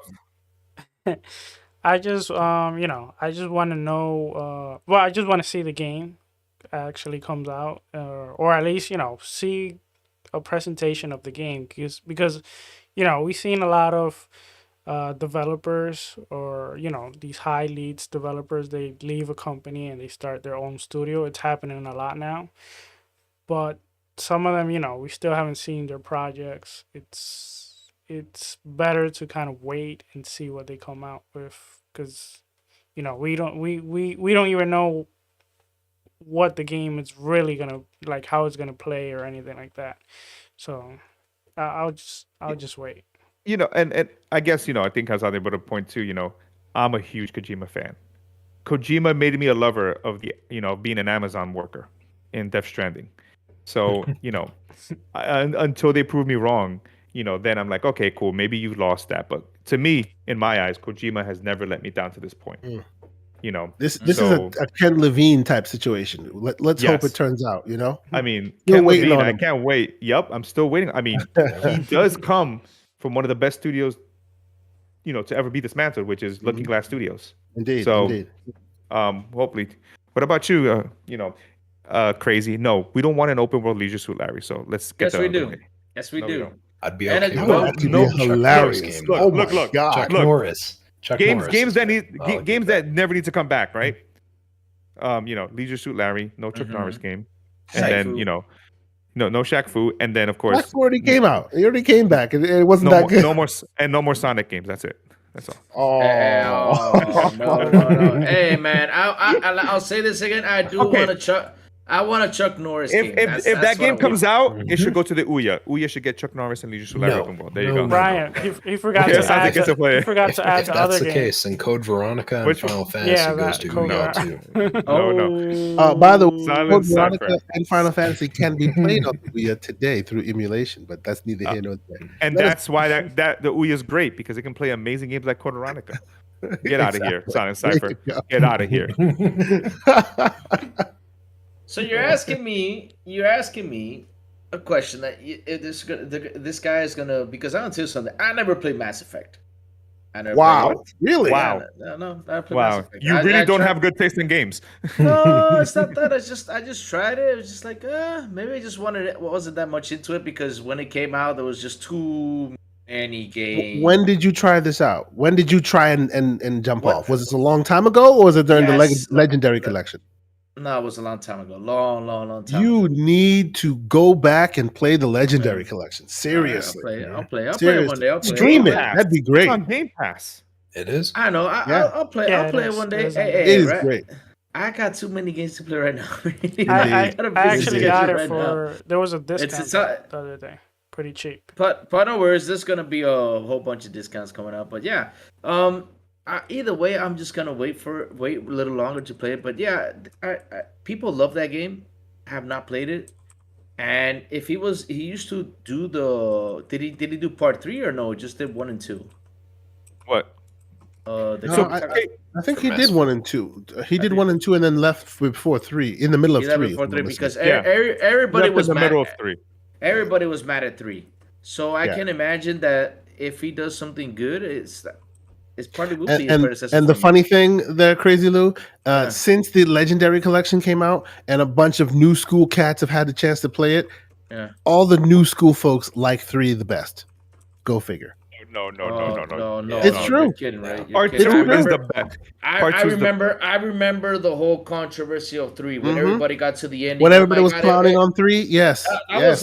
was like a mass suicide. Everybody was just mad. Like, yeah, what the Everybody was hell? jumping off a cliff together. Yeah, Yes, they I were know. pissed. I never seen so many people pissed Yeah. off. Like, you know what And now what's surprising as hell is with time removed from the drama, they did a bit of light updating or whatever. You play that Legendary Collection, a bunch of people have played. People who I watch and follow, content creators, great people, Gaming Addict from ILP, for example. They've all played it, and he didn't get a chance to play it when it first came out, so he played it now. And they all like part 3 the best. Can you imagine? Does Like part, Attic? Yeah. He likes I know, I 3 heard it, best. yeah. Insane. Right? But wait, Even wait, though one, the two, battle was between 1 and 2 for the longest time, Okay, here's the question though. From those 3, which one had the more action? Part 3, part 2, part 1. 3 was the most normal FPS. But here's my Okay. thing. Okay, 2 that's why is- people liked it. Yes. From the missions to the DLC to the Mhm. side missions, there's nothing like it. Where Yeah. it's No, just no, like, I have not played wow. I 2 can't- is I can't- peak Mass Effect. 2 is peak Yep. Mass Effect. 1 is a little too RPG. 3 is Yeah. a little bit too action first person shooter. 2 is the best combination of both. It's like Code Veronica. It's the best. Oh, stop with the Code Veronica slander. Oh now. Come on man, now. that's No, seriously, no. Veronica's chicken breast. No, K.Asante. I love Code Veronica. Put him on timeout no, for that. no. Yeah. Yeah, he does. They he does, he Foolish. does. slander. They slander. Foolishly. he Miles Dampier bullies me every day saying that it's not good. Just want you to know. I am And bullied and- every day. Miles is with And me I- on this one. and I'm with So Miles you too. love We Code texted Veronica, him. and I love Dino Crisis. We'll both die on those hills. It's Yo, fine. I love Dino Crisis, except go. that Exo Primo that tried to be that bootleg. Yeah, that was a little weird joke, but okay. It's like Second Extinction meets, Mhm. Yeah, I was Yes, like, exactly. yeah, Exactly. yeah. Yes. Mhm, mhm, mhm, mhm. Cool. So, Next is had me excited as a huge fan, not only of the books but also the games and the TV show. And it seems that there's a new Witcher game that has been kind of they're happy to announce the next installment of the Witcher series, right? And it's in development. And one of the things yesterday that they were pointing out on Twitter was the picture, right? The medallion. And it was going around, is it Geralt? Is it Ciri? Because spoilers, if you haven't beat that game, they gave indications that's, Geralt was basically passing the mantle to Ciri to an extent. So it was confirmed today via Twitter, and this was an article on IGN, that the medallion is a Lynx medallion. So is this game taking place before all of the events when, Witchers were abundance, right? So think of Hogwarts Legacy, but Witcher's Legacy, with all these. And is Vesemir, for you to know, is he maybe the main character in this? And are we going to maybe see the events, when the Witchers, there were many, kind of like this. that Netflix animated movie they made, basically. And I guess my question to you, K.Asante, is: do you see maybe having then, if it does take place before, and we have a rich school of Witchers in the world, is there some type of maybe some type of co-op component in this where you go out hunting as other Witchers, maybe like a Monster Hunter like? See, in general, before I go down that path, do you think that this is what happened because they wanted it to be this way, or do you think they dipped back into the well because they want to remind people of, hey, we made The Witcher, let us make another one to prove to you guys that we're still okay? I'm gonna say this. All I know is that I'm getting a new Witcher game. True. And if that's what they have to do. True. And I'm gonna say it here, like I said it many times. Mm-hmm. Besides what happened, right? Because people like to forgive and forget certain things, right? Because we're selective about things, right? Oh yeah, short-term memory. Cyberpunk 2077. Besides whatever happened, whatever they did, is a phenomenal game. Phenomenal game. Yes. Phenomenal. Undeniable. And I am waiting for the last. Talking about the last patch. It'll be on Switch 2 when it gets announced. To jump back in and actually do my full run again. Yeah. With everything. See, just like I did with The Witcher. It's interesting you bring up Cyberpunk, because as much as I love The Witcher, and I love The Witcher. I played The Witcher 1 in its fugly glory. I played The Witcher 2 in its fugly glory 2.0, and then all of a sudden part 3 is when Geralt became handsome. The game became good. He was Henry Cavill. And even then, when it first released, it was a little bit broken, and they fixed it, and they've been really good at it. I love The Witcher. I love the show. I played Gwent, the whole thing. Yep. But if because of the issues that Cyberpunk brought, if that is why they will quickly go back to The Witcher and like kind of leave Cyberpunk alone, that would be sad to me. Like, I'm hoping that they follow both tracks, because much like The Witcher, right? The Cyberpunk has so much potential. I still, to this very day, love living in that world. And I'm hoping that eventually, after all these people move on and they forget about how much they love dumping on Cyberpunk, that eventually they go back to it and go, hey, this was actually pretty damn good, just like they did with Hearts of Fire and all of that. And they pump more time and resources into Cyberpunk and potentially give us new stories in that world. And if going back to Witcher 4 stops that would be sad to me. Even though I like The Witcher. I think a lot of people haven't played Cyberpunk, but they just want to dunk on it. Because, a lot of people that, when I saw it, I was like, okay, but nobody has really played it. It's like the argument with some games where they'll trend because certain things, but like, have you played it? But I guess that's sometimes their argument is, I can't play it because I'm stuck on an old gen console, and you said it could play, but now it doesn't play. So screw you. And again, I understand, and I guess this is the part of, like some of us here were PC players, so I invest in a lot of early access games, knowing what I get into. And I'm an informed consumer. I was hyped for Cyberpunk. I have the lore book. I have the comic books that tell me about the paramedics and everything. Like, I literally understand the world of Cyberpunk to the extent that I know the fact. I read the Michael Pondsmith books from way back in the day. I was super, super, super excited for that. And to show you my dedication to this game, I own it on PC, yes. So I'm gonna Mhm. omit that because I understand that many people want to play PC. Mhm. I own it on Xbox, and I played it on Xbox for like about 20 hours. Cool. Mhm. It played good. I understood the shortcomings that people wanted. I got it for free on Stadia, RIP Stadia, and it was great, you know, and it was still good. And I own Yeah. it on Even the latest PlayStation. updates is updated for Stadia. So there Yeah. you go. They're still sticking to it. And what I did is I didn't Phantom Pain myself, which is that's my Cyberpunk Phantom Pain, because of a Kojima fan I am.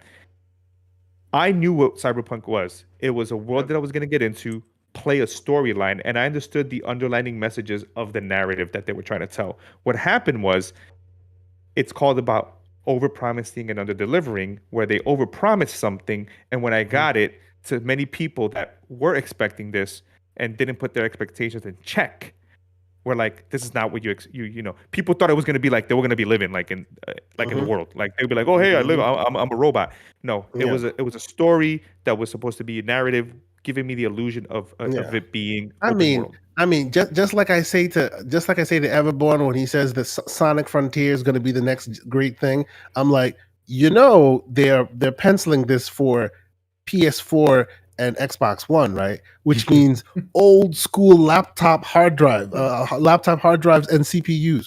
What kind of complexity are you expecting from that, right?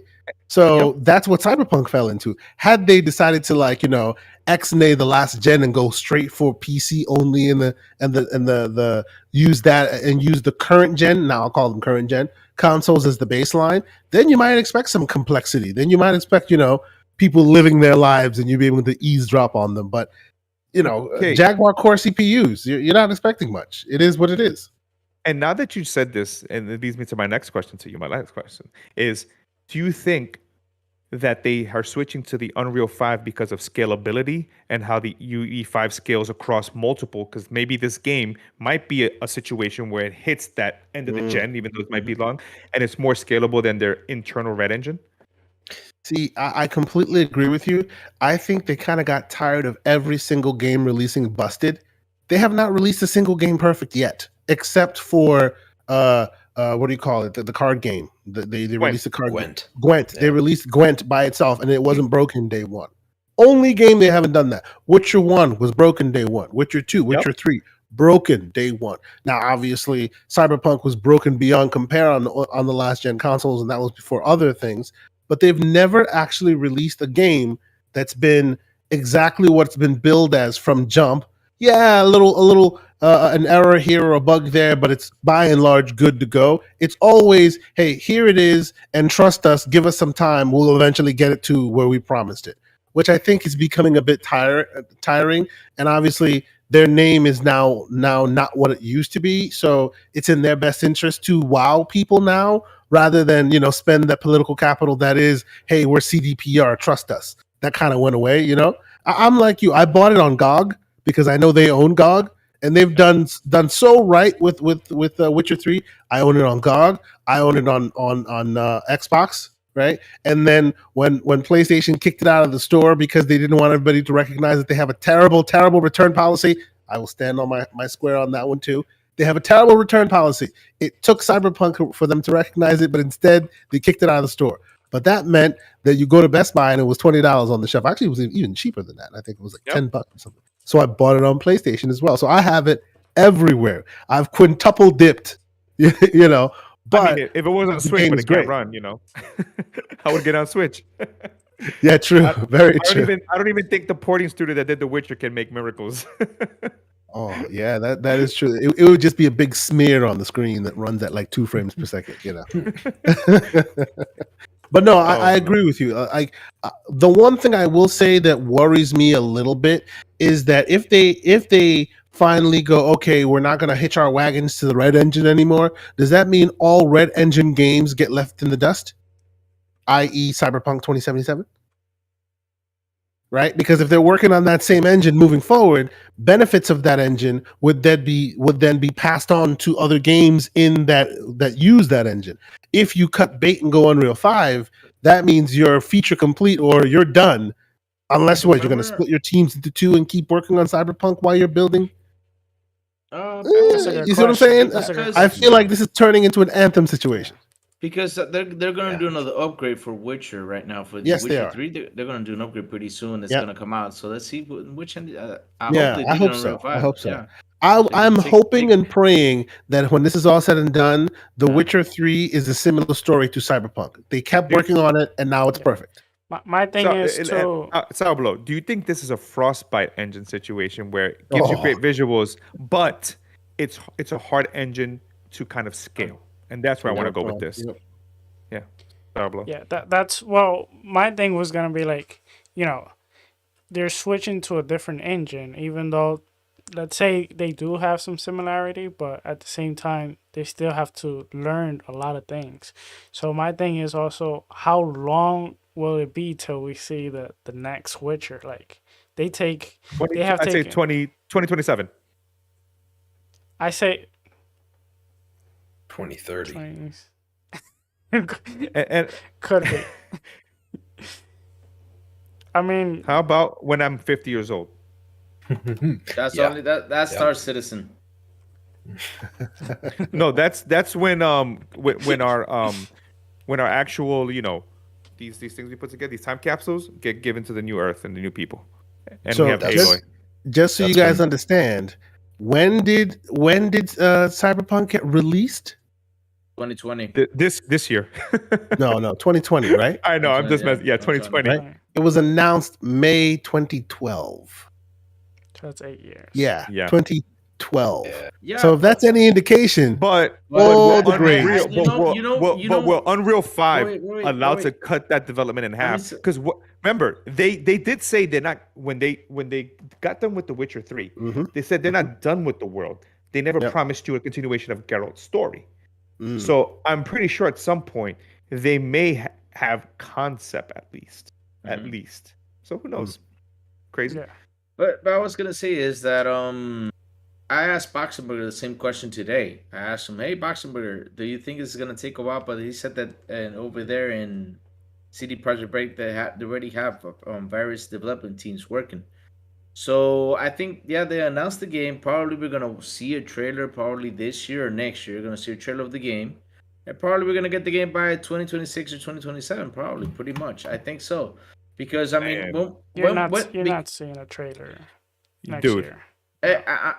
We just saw the picture. That's it. Just like Metro Prime 4. You just saw the picture. It's the picture. I agree with you though, but if you 2037. look back, Witcher 2 came out in 2011 and Witcher 3 came out in 2016. But So- what you're not understanding, crazy, is that Cyberpunk was literally all they lived and breathed, and even after it came out, it still wasn't even ready. And the reason I was making that joke about it came out this year is because with the patch prior to 1.52, Okay. we are starting to see Remember sort of the vision. remember something that I'll tell you this though. Witcher had not as much problems, but it did have problems on its release date, which pretty much when the Game of the Year edition came out, that's when things got better. I don't know if it's- Cyberpunk went silent. They got files stolen and said, "Oh, that's not the game." Mm. So Mhm. I just don't see this game coming out. Maybe towards the end, or maybe Because- them even saying it's like with the PS whatever, Xbox whatever, or PS whatever. I think know. it's gonna go. I think they have been working on it for a while. So I think they just made the announcement of it, but I think they have been working on it for a while. Like I said, Witcher was in 2016, so I'm thinking they started working on this. They just wanted to announce it now. No, I don't. But I think think so. they You know what I you don't think think they're so? doing right now? They because might have. Sarah Blow. They might be Sarah working Blow- on concept.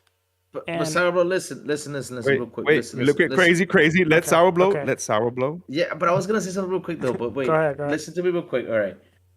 2012 they announced Cyberpunk. 2016 Witcher 3 came out, and then 2020 Cyberpunk came out. So yeah, that's two teams working there. You know, there's two teams working because when Witcher 3 released, Witcher No. 3 came out 2013. It was sort of a launch Yeah. title. 2014, excuse me. 2014. no 2016. I did look Oh. for it. Let me look for I it. purchased The Witcher and it came out 2014. Oh no. I remember You in might- 2014. Yeah. Let me check real quick. The You You might might be be one. seeing- thinking you of might be The Oh, Witcher seeing my real 2. bad. estate for My blood bad. and 20. wine. No. Wait. A year earlier, 2015. 2015. But Cyberpunk was announced in 2012. So there's two teams working. So this could be probably a little while they've been working on that game. So I The- hope though they come the- up with a trailer real soon. I hope The, so. the thing is crazy. Even if there's Yeah. two teams, okay, let's say there's two teams. Remember, Yeah. they're working on The Witcher, the update, and they're Mhm. still working on Cyberpunk. Mm-hmm. But they need to switch to a different game engine, which I'm sure not all of them gonna know how to use that engine. So some of them gonna have to take time to learn this new engine. Yeah. So yeah, definitely. I don't think we see anything from The Witcher for now, especially not next year. No. You know, I think a thing that keeps getting forgotten in the process of all this, right? And Ducato brought it up in the chat, but the fact that they ended up having that massive hack, right? Like, I get what you're saying about timelines and about release windows and stuff and separate teams, but at that point in time, everything for that team went into upheaval. Like, everyone was in DEF CON trying Yeah. to make sure that everything got secured, everything got recovered. Who knows how much of that they actually recovered? He even brought up the idea of like potentially going into Unreal was a better solution because maybe they didn't have all of Red Engine still available. Maybe they didn't. Maybe the source code has been corrupted and leaked at Yeah. this point. You know. Yeah, so I mean, I get what you're saying, but I think we're living in a different environment now for CD Projekt Red at this And I point. think after Cyberpunk, they're gonna take all the time they need because they do not want to make sure. And here's the thing, that Rockstar kind of like status that we had them in, they're not there. They're the indie No. people again, and they're kind of They've been dropped back this is their down. redemption story. Mhm. Yep. Their redemption story. Yep. So And besides, don't they still work very closely with the Polish government? Imagine the They do. pressure it takes to Yeah. get right Well, with your benefactor, who happens to also be the government. You know. plus Yeah. you also have everything that they're dealing with right now, right? Where they're Mhm, taking in exactly. 1.2, 1.3 million refugees right now. Like Yep. things are, it's just Yeah. a different time than it used you know, to be. right now a lot of things. I mean, we're gonna see the effects of what's happening in the world. That's another thing you got to take into effect. There's a lot of things that are affecting. I mean, we went from a pandemic now to what's happening right now globally. So it's a tough time. This generation is very interesting because of the many factors and things. The world's changed in so many different ways. Yeah. But since we're talking about the world and its change, we have kind of made it to our main topic. Wow, finally, right? And our only topic, of course. And today, if you didn't get a chance, Phil Spencer sat down in a pre-recorded video with Sarah Bond and kind of talked about what's called Microsoft launches ID at Azure program for developing games through the cloud. If you didn't get to check the video, I highly recommend it. It was pretty awesome, and we're kind of going to go through some of the things and discuss it here. Some of the key things was that Microsoft will provide ID at Azure program members up to 5,000 in Azure credits. All developers will be able to get $500 of credits, but that figure can go up as devs work with Microsoft on specific projects. That's the first part. And some of these key things that I just want to give is from Jez Cordon's Windows Central article, just to make sure I give credit where credit's due. And Microsoft will also give developers access to PlayFab. So if many people don't know, PlayFab is a tool that allow developers to kind of include things like party voice chat, matchmaking. Outriders was one of those games that incorporated PlayFab. This plan normally costs $99 per month. That includes $400 of monthly meters over PlayFab's free-to-start pricing plan. ID Azure members will also get access to PlayFab party networking, voice, PlayFab matchmaking, and PlayFab lobby.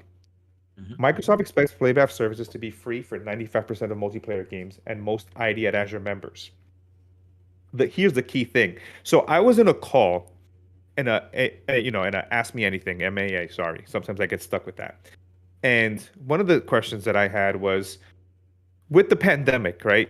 What has Microsoft, what has the gaming industry learned, and how have they pivoted to be ready for any type of situation, and looking right now at the world, right?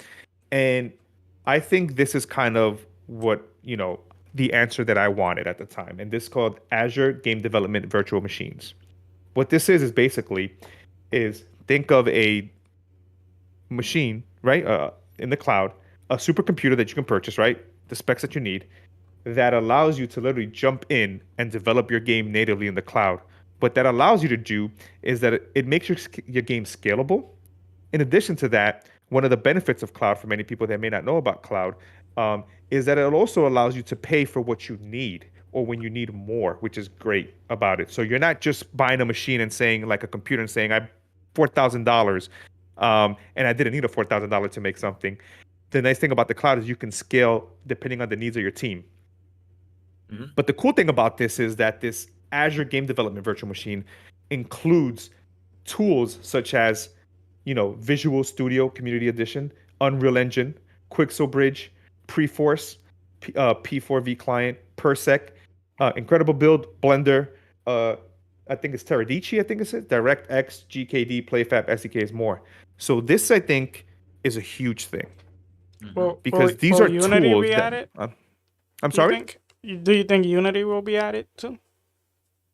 I mean, probably. And Hope again, so. this was just right now that they had at the moment. I don't see why not.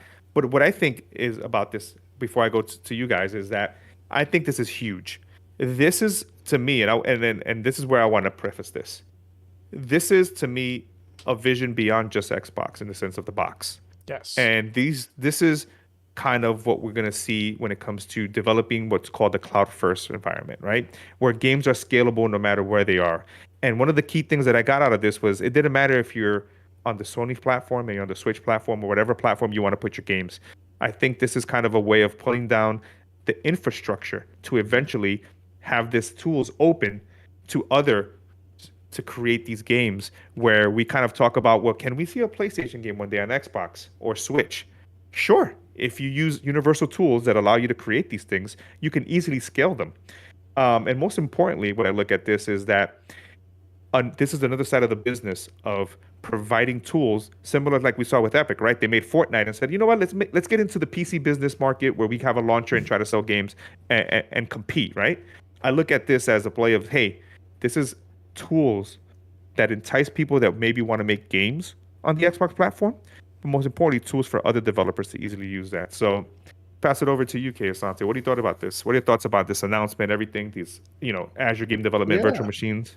I think it's super exciting. I've been following PlayFab for a while before they acquired the company that they eventually incorporated into PlayFab.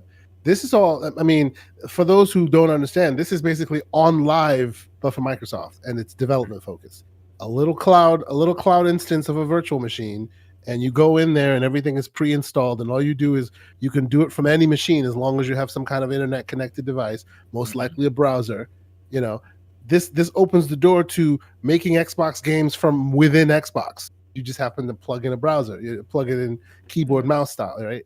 It makes it breaks down the barriers of entrance for a lot of these folks trying to get into this. My only question, though, is, and this is exciting, 100%. This is very exciting. The Microsoft is focusing on their core competencies, which is infrastructure, right? So this is more infrastructure that they can do that a lot of folks can't do. I'm just wondering, because they said that just a little bit in the article, but it was for PlayFab or for members of the Azure of the India at Azure ID at Azure, right? And I wonder what the uplift will be to become a member, because I know a few folks who themselves are indie game makers, and didn't they say it was free at the moment? I think it was free. It's free. They said for it's free. Anyone to partake in right now. Oh, yeah, that's what they brilliant. said. Because the regular ID at Xbox program is a coveted program that not everybody gets into. I know folks who tried to get into it and were not accepted, right? So, so that part hits a little close to home. But like you're saying, being that they want to bring this to become more commonplace, it makes sense that they would make it, free and clear for anybody who wants to use it. I, for one, am super excited. I turned on dev mode on my consoles way back in the Xbox One days. I've used You go to the Unity or the Unreal marketplace and you can get a bunch of the free assets, and I've built the game and put it on my console and played it, and I was like, okay, this is crap, no one will ever see it, but I did it, so haha, right? Anybody can do it at this point. Did you take any? Did you take any footage or anything of your game? Oh yeah. I have a game that I have built that no one will ever see the light of day on, because everything is basically like off the shelf assets. You'd want to tighten it up and make it yours first. So Sonic. That kind of thing. So K.Asante, do you? And I want to ask. This is theoretical. Okay. Do you see it also as a gateway to monetize things like id and maybe some of the technology that might be coming down the road? That is absolutely very, very super interesting that you mentioned that, and it dovetails into why oddly enough, you didn't see Unity on there. Yes. They within Microsoft right now, right, and the current acquisitions notwithstanding, right, they have a lot of game engines under their purview. Being a very apt example, right? People and we're all varying degrees of understanding of the deep details of game development. No one person understands the full ramifications of it, because new parts and new aspects are discovered all the time. But look at id Engine, like the id Engine version that's going on right now, that's available right now, like the equivalence of POS hardware can run almost 200 frames per second on id Engine. It's the most amazing thing out there. Whereas, not to throw Yakuza under the bus or anything, but the Dragon Engine, you could have a big Beast 3080 and you're barely scratching 60 frames per second. You know what I mean? Whereas id, it's not a dragon. That's right. Whereas it is like they have optimized that engine so well that even in open world like environments, like your Doom Eternal, for instance, it's hitting ridiculous frame rates. It's always been a question of when will they leverage that. And then you have Orion from Bethesda. All these disparate middleware tools, Havoc they've owned forever. All these tools, that's been spread out across Microsoft for a long time. Now is the perfect time, and this is, and yes. I speak about this all the time. This is how they're planning on, the cloud is their claim to fame. It's their way forward. I think this is a way to start their metaverse too. That's sure. Yes. Bring them all in one place. Yeah. That's right. Because another thing, which because this is the interesting part, it's also a way to find new talent. Talent that you need for this industry. This is a good opportunity to find new talent to design games, which is really freaking hard right now for them. Because they're doing even WYSIWYG things where you can literally go into to some development environments and build it as you go without coding it on the back end. So like you can go into a virtual world. Let's say you want to make a VR game. You can put your headset on, empty space, and say, I want the chair here, and place the chair there, rather than coding it in the background that the chair will be here. They're really doing their best to remove the barriers of entry to make anyone capable of jumping in and trying it out. So super exciting. Asante, you and Crazy Lou made a good point that I wanted to point out. And this was a quote from the video. When they were talking about many different companies, Netflix, all these different wanting to get into gaming. And when you look at this, what they just announced, Phil Spencer said, Xbox has figured out the why, right? That's the one thing we always tell, why? And to me, it says, the why someone wants to spend time in our world. And I took it as two things, right? They understand the games that they want to bring to the platform to bring the people to stay engaged. And second, maybe they understand the needs of what developers want, or how to get people to attract to the platform by giving them the tools and saying, here you go. Here you go. Now you can, let's talk, and you can easily make a game. And here are some of the things as an indie developer that's going to, servers, right? Matchmaking. Look at Battletoads, right? I wish the developers had some of these tools to incorporate some multiplayer. So I think that kind of stuck in my thing. Like, we've understood the why. We've gotten ahead of this by saying why. We understand it, and other companies are going to go through these growing pains, but we're getting ahead of it, so we don't have to go through the growing pains together.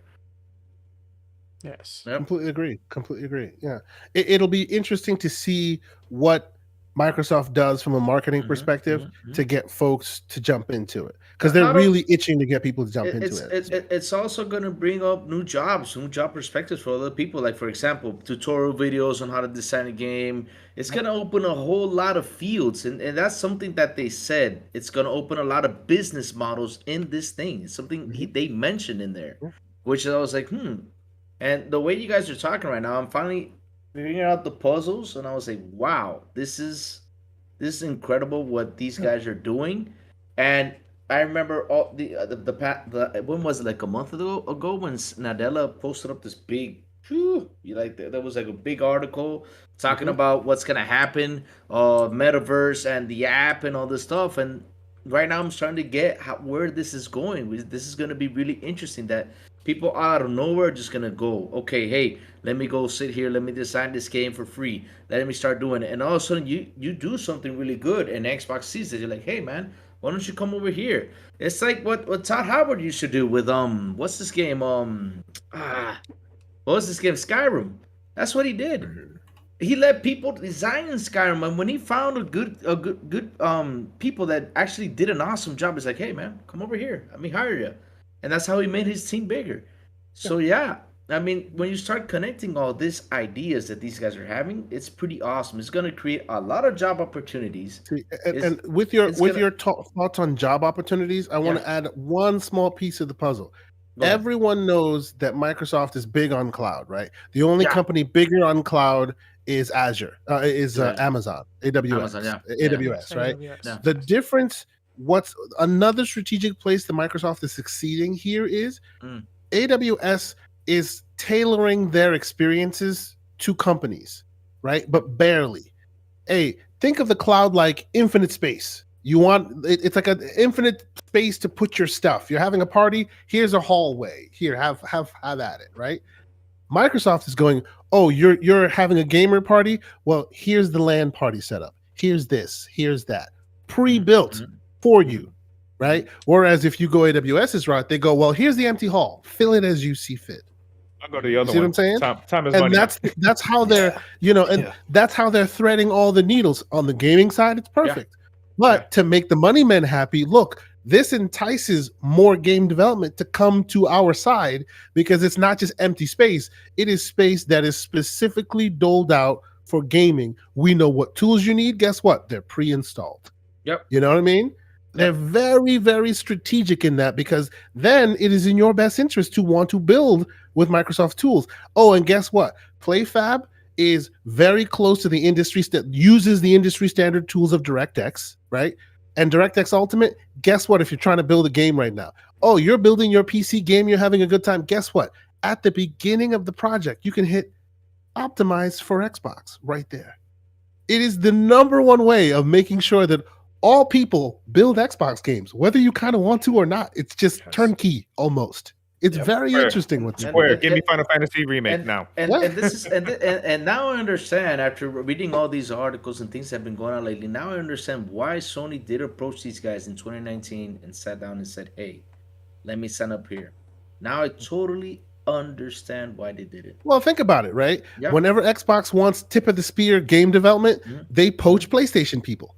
Whenever PlayStation wants tip of the spear infrastructure, what do? They go to their quote unquote enemy, and in the background they go, "Come on, now we'll give you a little bit of money. You share a little bit." Because I'm gonna say something in this talk today, and in this conversation that Sarah Bond and Phil Spencer said. Sarah Bond even mentioned Sony. Sony's starting its own thing right now. They mention it. It's like, hey, we talk a lot. We're doing this. We are.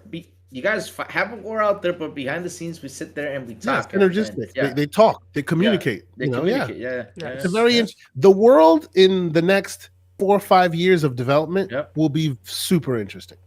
I can imagine that later on, because I think when I read about the app, I was like, man, sooner or later we're gonna have an Xbox app on PlayStation, or we're gonna have a PlayStation app on Xbox, and we're gonna be playing PlayStation games on their app, and we're gonna be playing Xbox games on their app.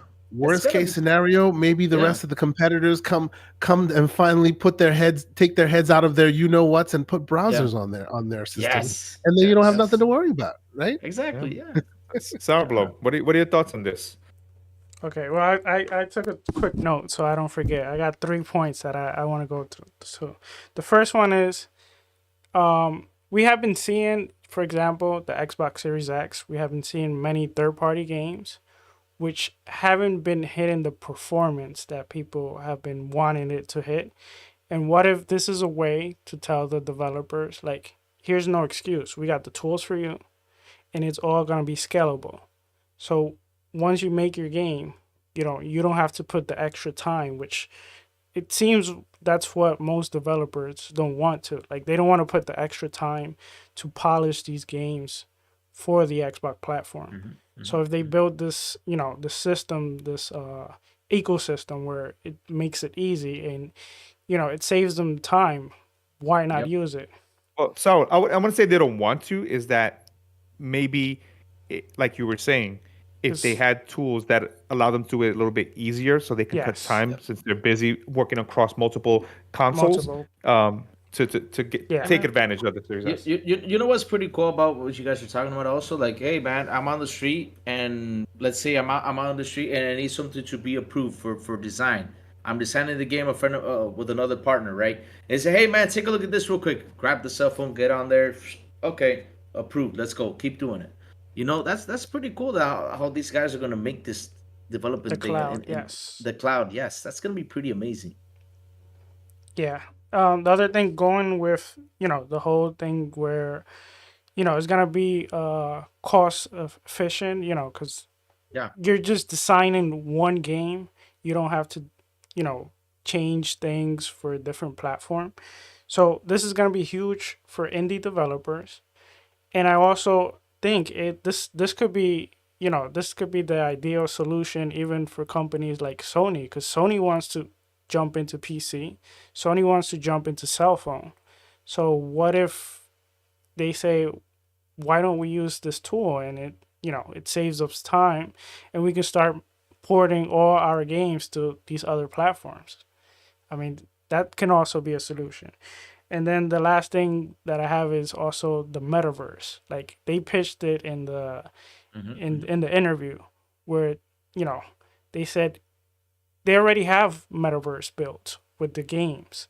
So now that you have this cloud infrastructure, these other companies that want to jump in, they're not going to want to start buying other companies or creating companies from the ground up, like, these companies that help you port the games or help you create the games. So why not use this service that is going to allow you to? I think this is huge. People don't know how big this is. I think this is extremely big. Yeah, it's huge. It's huge. I mean, Yes. it's it's gonna open a lot of doors. It's gonna open a lot of job opportunities. It's gonna open up a bunch of things that people. If I want to learn how to design a game, I can go over there and design my own game. I want to do this. It's awesome. It's a great way just to start on a project. Like, yeah, let me design a Yeah. game. Let me jump And on here. I got the tools. Let me do it. If I don't know something, let me go on YouTube, find this guy who's talking about it, who knows this. He explains to you. Oh, let me go back to it, and you do your own game. and And the if thing it's is if crazy. it goes well, they knock on your door and say, "Hey, man, let me hire you." Because, like I said, it's a good way to hire new talent, which is hard to freaking find. Yes. Talent True. is hard to find The, nowadays. It's and the hard. thing is crazy, real quick. For Yeah, example, let's say the Tunic developer. He was yeah. one person developing this game. Hmm. If he wants to port this game to the other platform, he's gonna have to play around and do, you know, of course he Yeah. doesn't have to remake the game for every platform, but there's Hmm. things that he needs to code, he needs to do in order for them Hmm. to work for the other platforms. But if he has Hmm. this, this service already that allows him to just make the game and the game will be scalable to all platforms. He can even sell the game in for phones. There's it's Yeah. gonna be much easier for him. So definitely, Hmm. this is big. This is gonna be this is huge. This was actually a really big announcement. And it's a really good project. It's gonna be pretty good. It's gonna be pretty I So, good. agree. before I go to Silent Cipher, Sarablo, I think you made a good thing. I remember the Windows platform, right? That at first they weren't as developer friendly back in the day when they were in the Windows 8. And what Yes. happened is that with Windows Phone and everything, they developed the tools as best as they could too late. So this is also a way of saying, hey, let's get ahead of this so we can always make the Xbox platform a place to easily develop, no matter what. And setting up, this is something that's setting up not only for now, but for the next, 5 or 10 years from now. And we're going to see some of that, fruition. One of the things that I've been in some calls with people that make games is, what is a cloud game? What does a cloud first game mean? And that concept, and it doesn't necessarily mean that, people think that, oh, I'm going to only stream only. They're talking about how can you build something in an environment to easily be able to work on it, unlike now where they're downloading. They're like us in AOL days where we're trying to download all this data to make a game and it's taking so long. So making an environment that's easy for everyone to just create.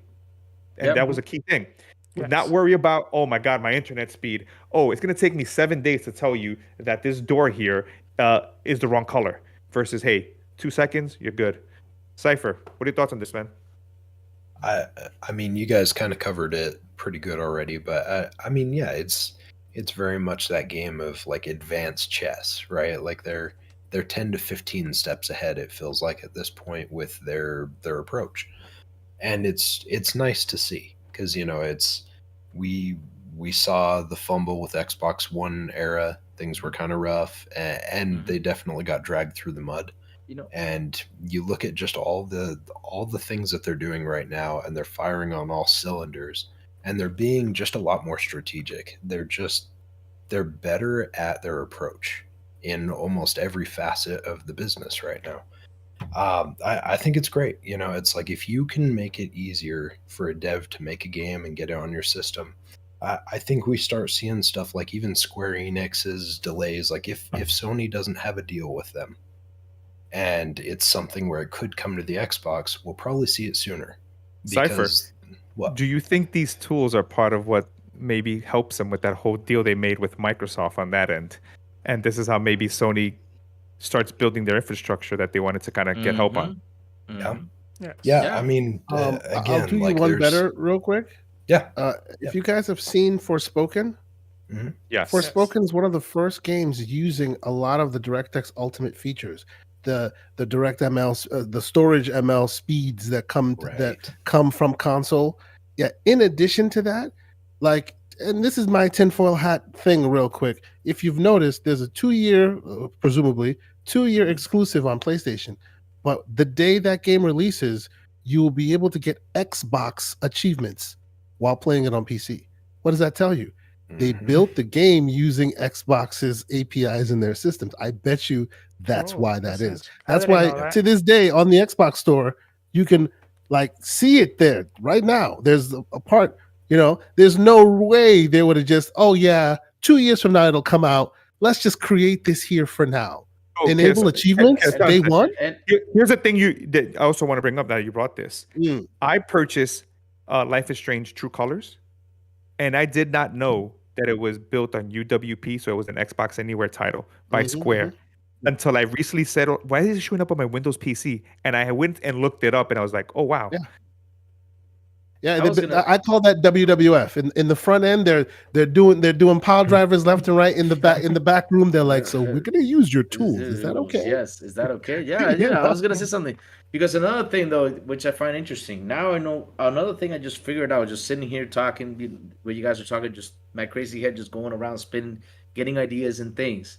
Now I understand the whole King purpose. What do you think what do you think what King is gonna do? Oh yeah, I mean when the Activision Blizzard got purchased, right? When Phil Spencer said, let's get this. Right there, Nadella just said, hey, this is what's going to happen. I'm going to use King, and I'm going to deliver this thing out there in platforms. This cloud, I'm going to deliver a lot more easier and a lot more faster because King is good at that. They're doing pretty good to deliver the game. So, yeah, this is actually a good way to strategize and just to deliver that idea out there on cell phones for you to be like, hey, like I told you, I'm walking down the street. You give me a call. Hey, man, you need to check this out. I'm designing this. Go check it out. Jump in your cell phone real quick. You go on the cloud, jump real quick, check the design, and be like, okay, I approve. No, fix this, fix that. Or call them back and say, hey, man, I didn't like this. Fix this, and that's it. That's gonna. I can't wait to see Crazy Lou in this commercial, in Microsoft commercial. Yeah, I signed it off. Yep, Crackdown 5. Yep. Can you hear me now? Right there will be no Crackdown slander, sir. None at all. I approve of this Crackdown message. was great. So here's the thing. Crackdown 3 it was fun. Yeah. And Yes, it and at was. the end of the day, it wasn't Crackdown 1, but when I sat down and played it, it was what I wanted. To just zone out and blow up Yeah. stuff. Well, That's here's all I Yeah. wanted to do. I just the think thing, it's right? sad that they Yeah, never reached that Yeah, that just fruition Yeah. of the Crackdown 3 dream with Yeah. multiple, we saw Yeah. that demo, chaotic That's it. explosions everywhere using cloud computing to augment that. Yeah. People clown it now, but as a guy who lives and breathes that tech stuff on a daily basis, that thing was super exciting. It What was I really gonna was. say? They just But- never allowed it to get to where it needed to go But- because of Epic it's- and bought out the It's company. it's and like blah, it's like this one Wait. game. What's it called? The guy who has the hook and flies around in tornadoes and stuff and blows everything up. Oh, Just Just Cause. Cause. Just Cause. Cause. Just Cause. Cause. Yeah. Just Cause. Yeah. Cause. Just like Just Cause. Cypher, so what were you saying before?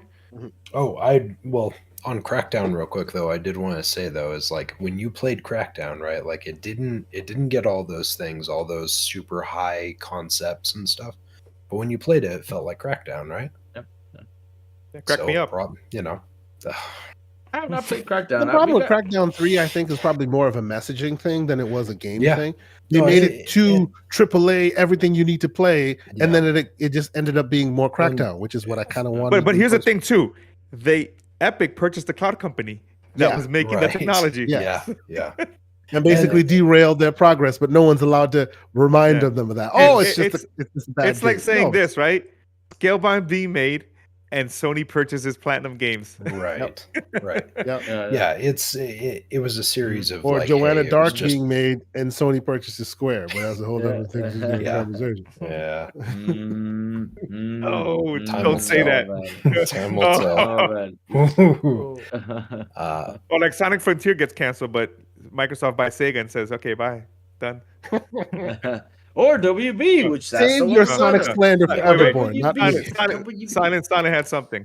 no, Please no, continue, I Sonic. was no, I just going back to what we were talking about though is like it's again, it's very much a different Microsoft now than what it was, Yes. and Yes. the approach that they're taking is much more strategic and it's much more thought out than the Ballmer era, than some of the previous reign, and that's going to benefit us, like whether you're an Xbox gamer or you're on PC or whatever, like it's going to benefit everyone. So that's what I got. Cypher, imagine getting your Forza addiction everywhere. Dude, imagine if this allows them to get a good remake of Code Veronica out so I can actually enjoy that game.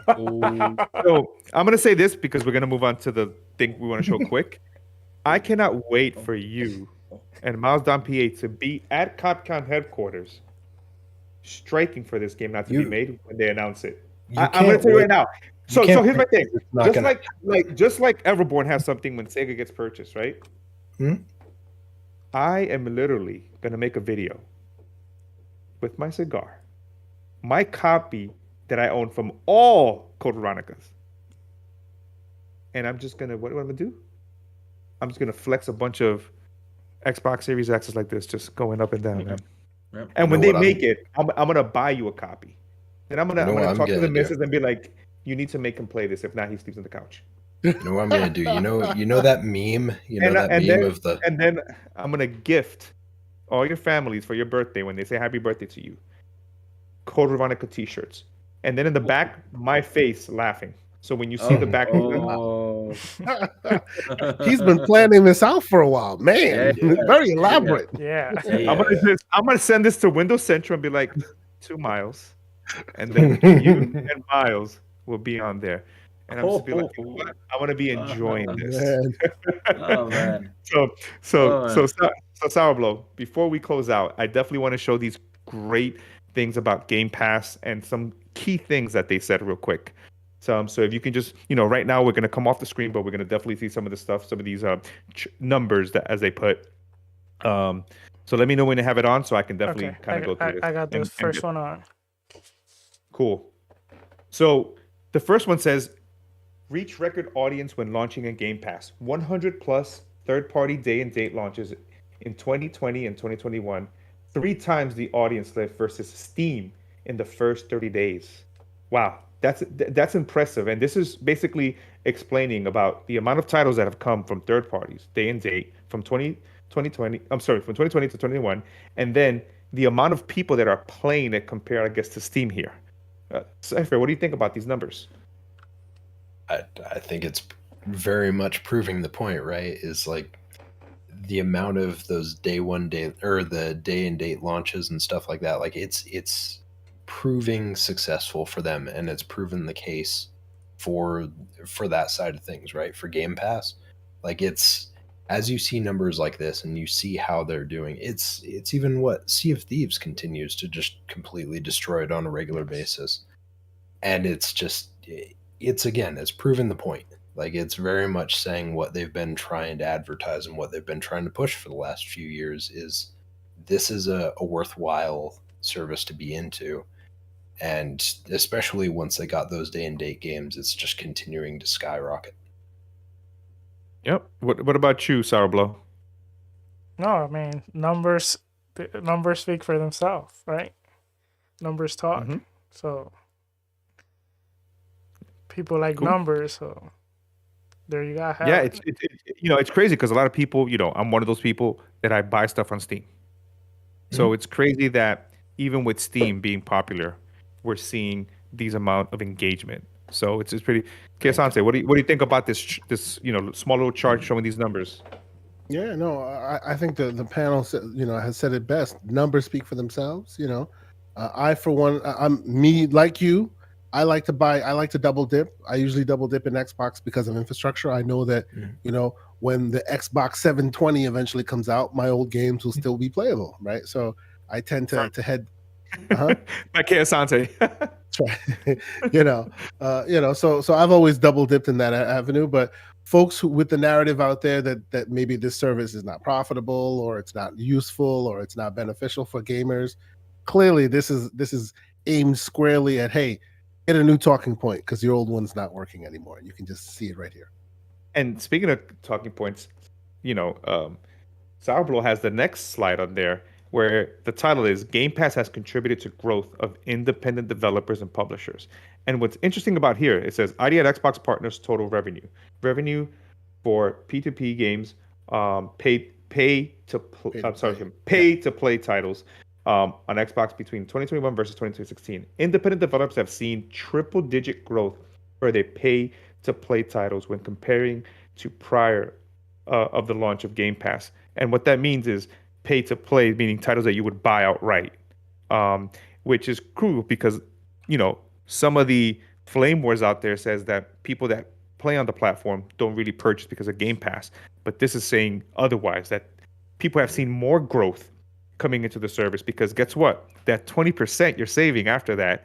And most of the time, when I played a game like, where is it? I think River City Girls, right? That was a amazing game that was in Game Pass. And when I finally found out that it was leaving, I said, you know what? This game was awesome. Yes. Let me reward the developers for giving me this amazing thing. And I just want to have it as part of my library because I don't want it to go away. And, close to 2/3 of growth driven by Game Pass. So we see that 300 plus. And this is awesome because this is showing that developers who choose to come on the platform on this business model are also seeing a lot of growth and they're making money. And keep in mind again, right? Some of these games, even though they come to Game Pass, they're still available on other platforms to purchase. Mm-hmm. So we don't see those numbers there, but we definitely see it within that. Thoughts on this? Since Crazy Lou, you went for it. What are your thoughts? I'll come back to you. Look at the chart. Silent again. What do you think about this? He's muted. Sorry. You're muted. Oh, he's really is silent. Can you hear me now? Yes. Yes, we can. Good. Good. Sorry. No, I agree with what you guys are saying. I do, like you were saying, I do the double dip on a lot of those ones too, and it's smart. Like it makes it an impulse buy, especially when you've been given a discount. Like, hey, this thing's getting ready to leave, right? You get that FOMO of, oh no, well, the game's getting out. Like I haven't beaten it, or oh, I really enjoyed that game. I want to add it to the library. to get that extra like 20% off, like at the end. It's like the handshake at the grocery store as you're walking out, right? It's like, Yeah. oh, hey, thanks for doing that. And it just like, it leaves a good impression and it brings it back to you. It also becomes a thing. Like I remember talking to friends about it and just being like, hey, you didn't finish that game. You can get the discount on it since it's in there. Get it before it drops. And it's a talking point that sticks with people. So Sour Blow? No, I got nothing to add really. The numbers speak for themselves, right? Numbers speak for themselves. They love numbers. K.Asante? They got numbers. No, I agree. Same thing. Numbers speak for themselves, man. We are all here partakers of Game Pass, you know, and Yep. and if you're a user of Game Pass, this all this makes perfect sense, you know. Yep. What about you? What about anything crazy? Oh no, I'm with everybody else, man. I mean, seriously, I'm happy that it's growing. I'm happy that people are playing indie games and buying those games because seriously, like before, like I always said this about Game Pass. You saw the game, you're like, nah, I don't want to play it. You know, I see this, and now since you got Game Pass, you're like, hey, let me download it, let me try it out. You end up liking them and you end up purchasing them. So yeah, it's a good way for them to make money, which is good. Yeah. And here's one of the things that I think, you know, a lot of people have debated this over podcast, over everything, is the discovery of games, right? With stores being flooded with a lot of games and not getting discoverability. And I think this is the next part is members try new games. Members play games across 30% more genres after joining Game Pass. Xbox Store research shows gamers often settle into a handful of familiar franchises and genres. In addition, 90% plus of members tell us they've played games they've otherwise wouldn't have tried without Game Pass, and that is 100% true. There are games in Game Pass that I would have never known, because you know, Infrax, Young Souls, I would have never tried, and I think that's the power of Game Pass. And to take it a step further, you know, the ability to kind of like when you go to an ice cream shop, right? You tell the person at the counter, "Hey, can I try that flavor?" And you keep trying, and then when you finally like that ice cream flavor, you say, "I'm gonna get this, and I'm gonna play this." Cloud, right? Being able to stream and, you know, try before you even invest yourself into it, I think is great. So, K.Asante, what are your thoughts on this? Do you agree? Yeah, no, I 100% agree with you. And I too have played a bunch of games that I never would have touched if it wasn't for the service. So, you know, I put ungodly amounts of hours into Carry On. I don't know if you've played that. The weird like gross monster. That game is awesome. Awesome game. You know, Stranger Things games right like there. that. You know, Descenders. You know, I could keep going. Genesis Noir, like weird, unusual. The Artful Escape. I bought the Artful Escape after playing it on Game Pass. Yeah. Yep.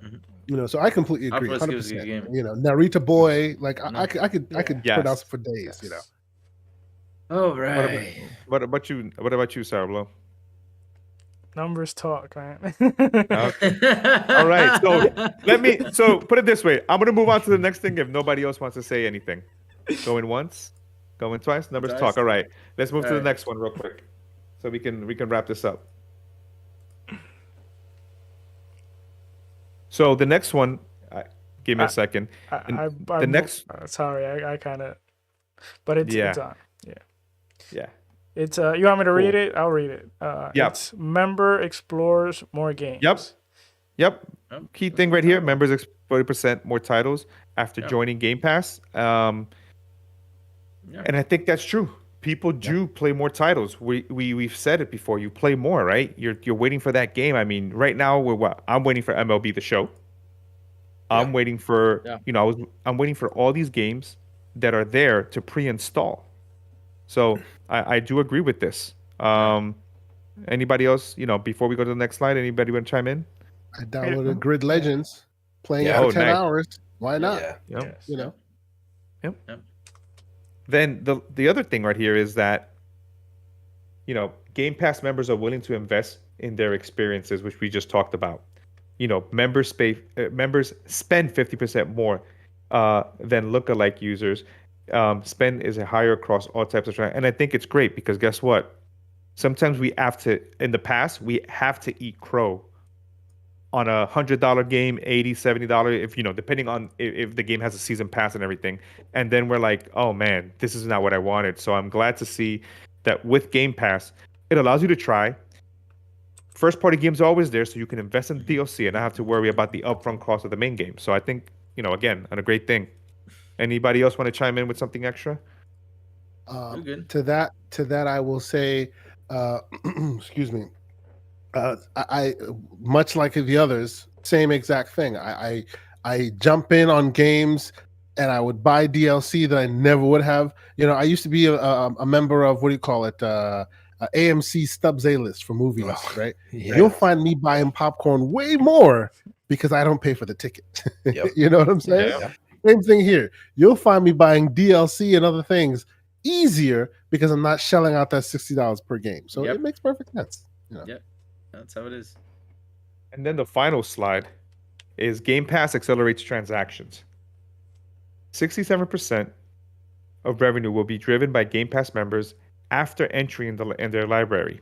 50% will come from Game Pass members that never played the game prior. So that's very interesting because, it's saying that people that have either, some of the games they've purchased in the library purchase at a 67% rate. And then you have another 50% that have never played the game prior and may, even though it's in the service, may go and say, hey, I want to purchase it right away because I think this is what I wanted. Yeah. Cool. Any last thoughts or anything on this final slide? Yeah. Well, the thing I want to say in general is, Game Pass is $120 a year. You cannot tell me that throughout a year there's not at least 4 games that you're not interested in playing. So you get the service, you play those 4 games, but besides those 4 games, since you already have the service throughout the year, why not try these other games? And I think that's where Game Pass is just killing it. I mean, I got Game Pass just to try out Seas of Thief, and that got me into the ecosystem, and I never have left Game Pass since then. So I think it works with a lot of people I know the same way. Well, I like buying my cars. Anyway, so I think that's it, Crazy Lou. We're ready to land this flight. It was a long flight, but of course we had a lot of stuff. Yes. Oh man, we should right now start with our awesome outro. So I guess we should start with our awesome guest. And again, thank you, K.Asante, for coming with us here on this awesome flight. Yes, really, it was awesome. pretty awesome to have you on this awesome 11th episode here. Seriously, man, you rock. Thank you so much for being our guest. Really appreciate it. So yeah, let's start with you, our guest, K.Asante. Where can we find you, sir? Well, thank you guys so much for having me. I've watched your show on numerous occasions. It's always fun being in the chat or being on the or lurking, and this time I get to be on this side of the house, so I really appreciate it. TK0 Asante on Twitter, Xbox, PlayStation. I will not give you my social security number, so don't ask me for my Switch ID. But you can find me every weekend, most Saturdays, 10 a.m. Eastern Daylight Time on the Gaming Circle podcast. We were very honored to have Mr. Joanna Dark join us. We will be looking for invites to have the rest of you folks join us as well, because getting the community to talk and games and all that, that's what we do. We enjoy doing that. So anyone who's interested, 10 a.m. Eastern Standard Time, the Gaming Circle podcast, as well as Primetime Gaming with Mr. Boomstick and Friends, where I'm a panel member. You can catch me there on Mondays as well. So when is On the Real coming back? On the Real. How about you ask the slanderous one when that's happening? It used to be my fault because I hadn't watched Batman, but then I watched Batman and it still didn't come back. So it is what it is, man. Y'all go out there and throw some slander his way. I'm sorry. I love bringing my receipts to that podcast. Indeed. Keep doing that, man. Put your boot on the neck of Everborn Saga. That's what's happening right there. I'm gonna hold Sonic hostage. That's what I'm gonna do. Oh man. So now, Mr. Joanna Dark, where can we find you, sir? So first, I want to say thank you for joining us today, K.Asante. It was a pleasure. Always great to just have someone like yourself come join us and kind of give your thoughts and perspectives. And also thank you for sharing some of your stories. And overall, like I said, you're always welcome to over here to XBI whenever you want to come. Maybe we will have a crossover with the Slanderous one there. Battle Loft there. But thank you so much. We appreciate it. Yeah, you can find me on Twitter, big_n_boss. Then, of course, I'm on Tuesdays on the Xbox Factor podcast with 10K Boom, Boxenberger, Mav, Pong Soul, who's everywhere, of course, VJ. Yeah, everywhere. He's everywhere. He's the Kevin Bacon of podcasts. True. Yeah, Chris Pratt. 7 degrees. Chris Pratt, a very movie. At this point, Pong Soul is probably somewhere on my shelf, and I wouldn't even know it. But and then of course on Wednesdays I'm here with, of course, the crazy one, Crazy Lou, giving him timeouts because someone has to keep him in check, along with Sour Blow, and of course, Silent Cipher, aka the Banished. You know who's here, right? And she's keeping me in check right now. Yes, I saw the message. That's awesome. I heard her. I said, "Hey, keep him in check." I know Sour Blow too. The missus is right there, ready to throw that chancleta too. That's it. But don't worry, my missus is probably outside waiting with me like this as well. It's like, it's time. But yes, and then on Thursdays, I'm hanging out, of course, with my awesome colleagues and friends. Jasmine and Albert on the Nickel Gaming Show, where we record on Thursdays and of course post it on Fridays. And like I said, anyone can hit me up in the DMs, hit me up on Twitter. I'm always happy just to, joke around, have a good time, and just, always lurking in every podcast. Just like Pong Souls on every podcast, I lurk in the chats on every podcast. So how about you, Silent Cipher? Where can we find you, sir? Okay, you can find me on Xbox. You can find me on YouTube, Twitter, Instagram, all the fun YouTube podcasts, anywhere where video can be streamed as Silent Cipher. I'm usually lurking around, playing some video games, playing a lot of Fortnite, more than I would have liked, but kids like to lock you in. Yep. But no, you can always find me there. But in all seriousness, K.Asante, it was great to have you tonight. Thanks for tolerating our shenanigans and Likewise, just hanging out with us. Fun. Yep. And thanks for going on an extra long trip. Crazy hit some turbulence there for a little bit, and we got stuck in some clouds. We had to kind of relap for a little while, but we made it down. So thank you. Thank you, And guys. now, Appreciate it. my brother Sour Blow, where can we find you, sir? Well, you can find me here Wednesday. You can also find me Tuesday in the gaming lobby. It's a Spanish-speaking podcast, and it's in my channel Sour Blow Gaming. I'm there every Tuesday. And you can find me on Twitter, SourBlow18, Xbox, SourBlow18, and yes, basically that's where you can find me. All right. So now, guys, as always, you can find what?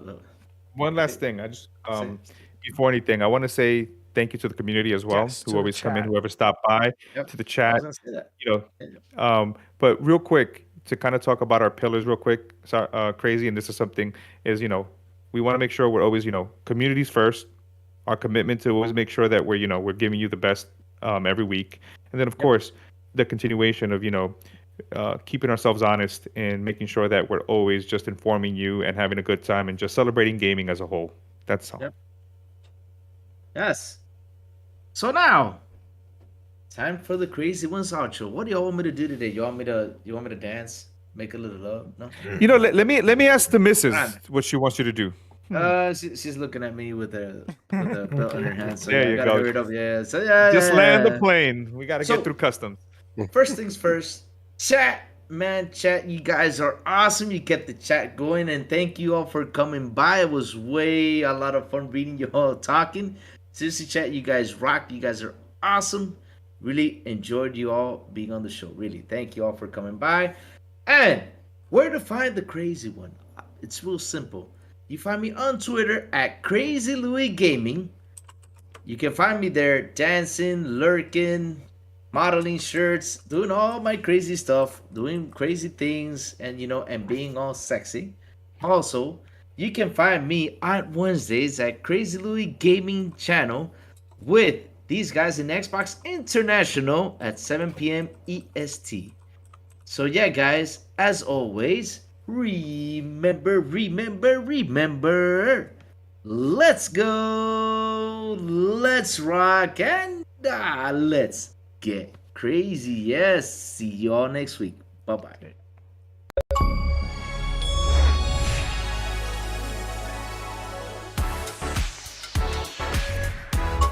Thank you for listening to the XBI Podcast. Please make sure to like and subscribe on the way out. We'll see you next time.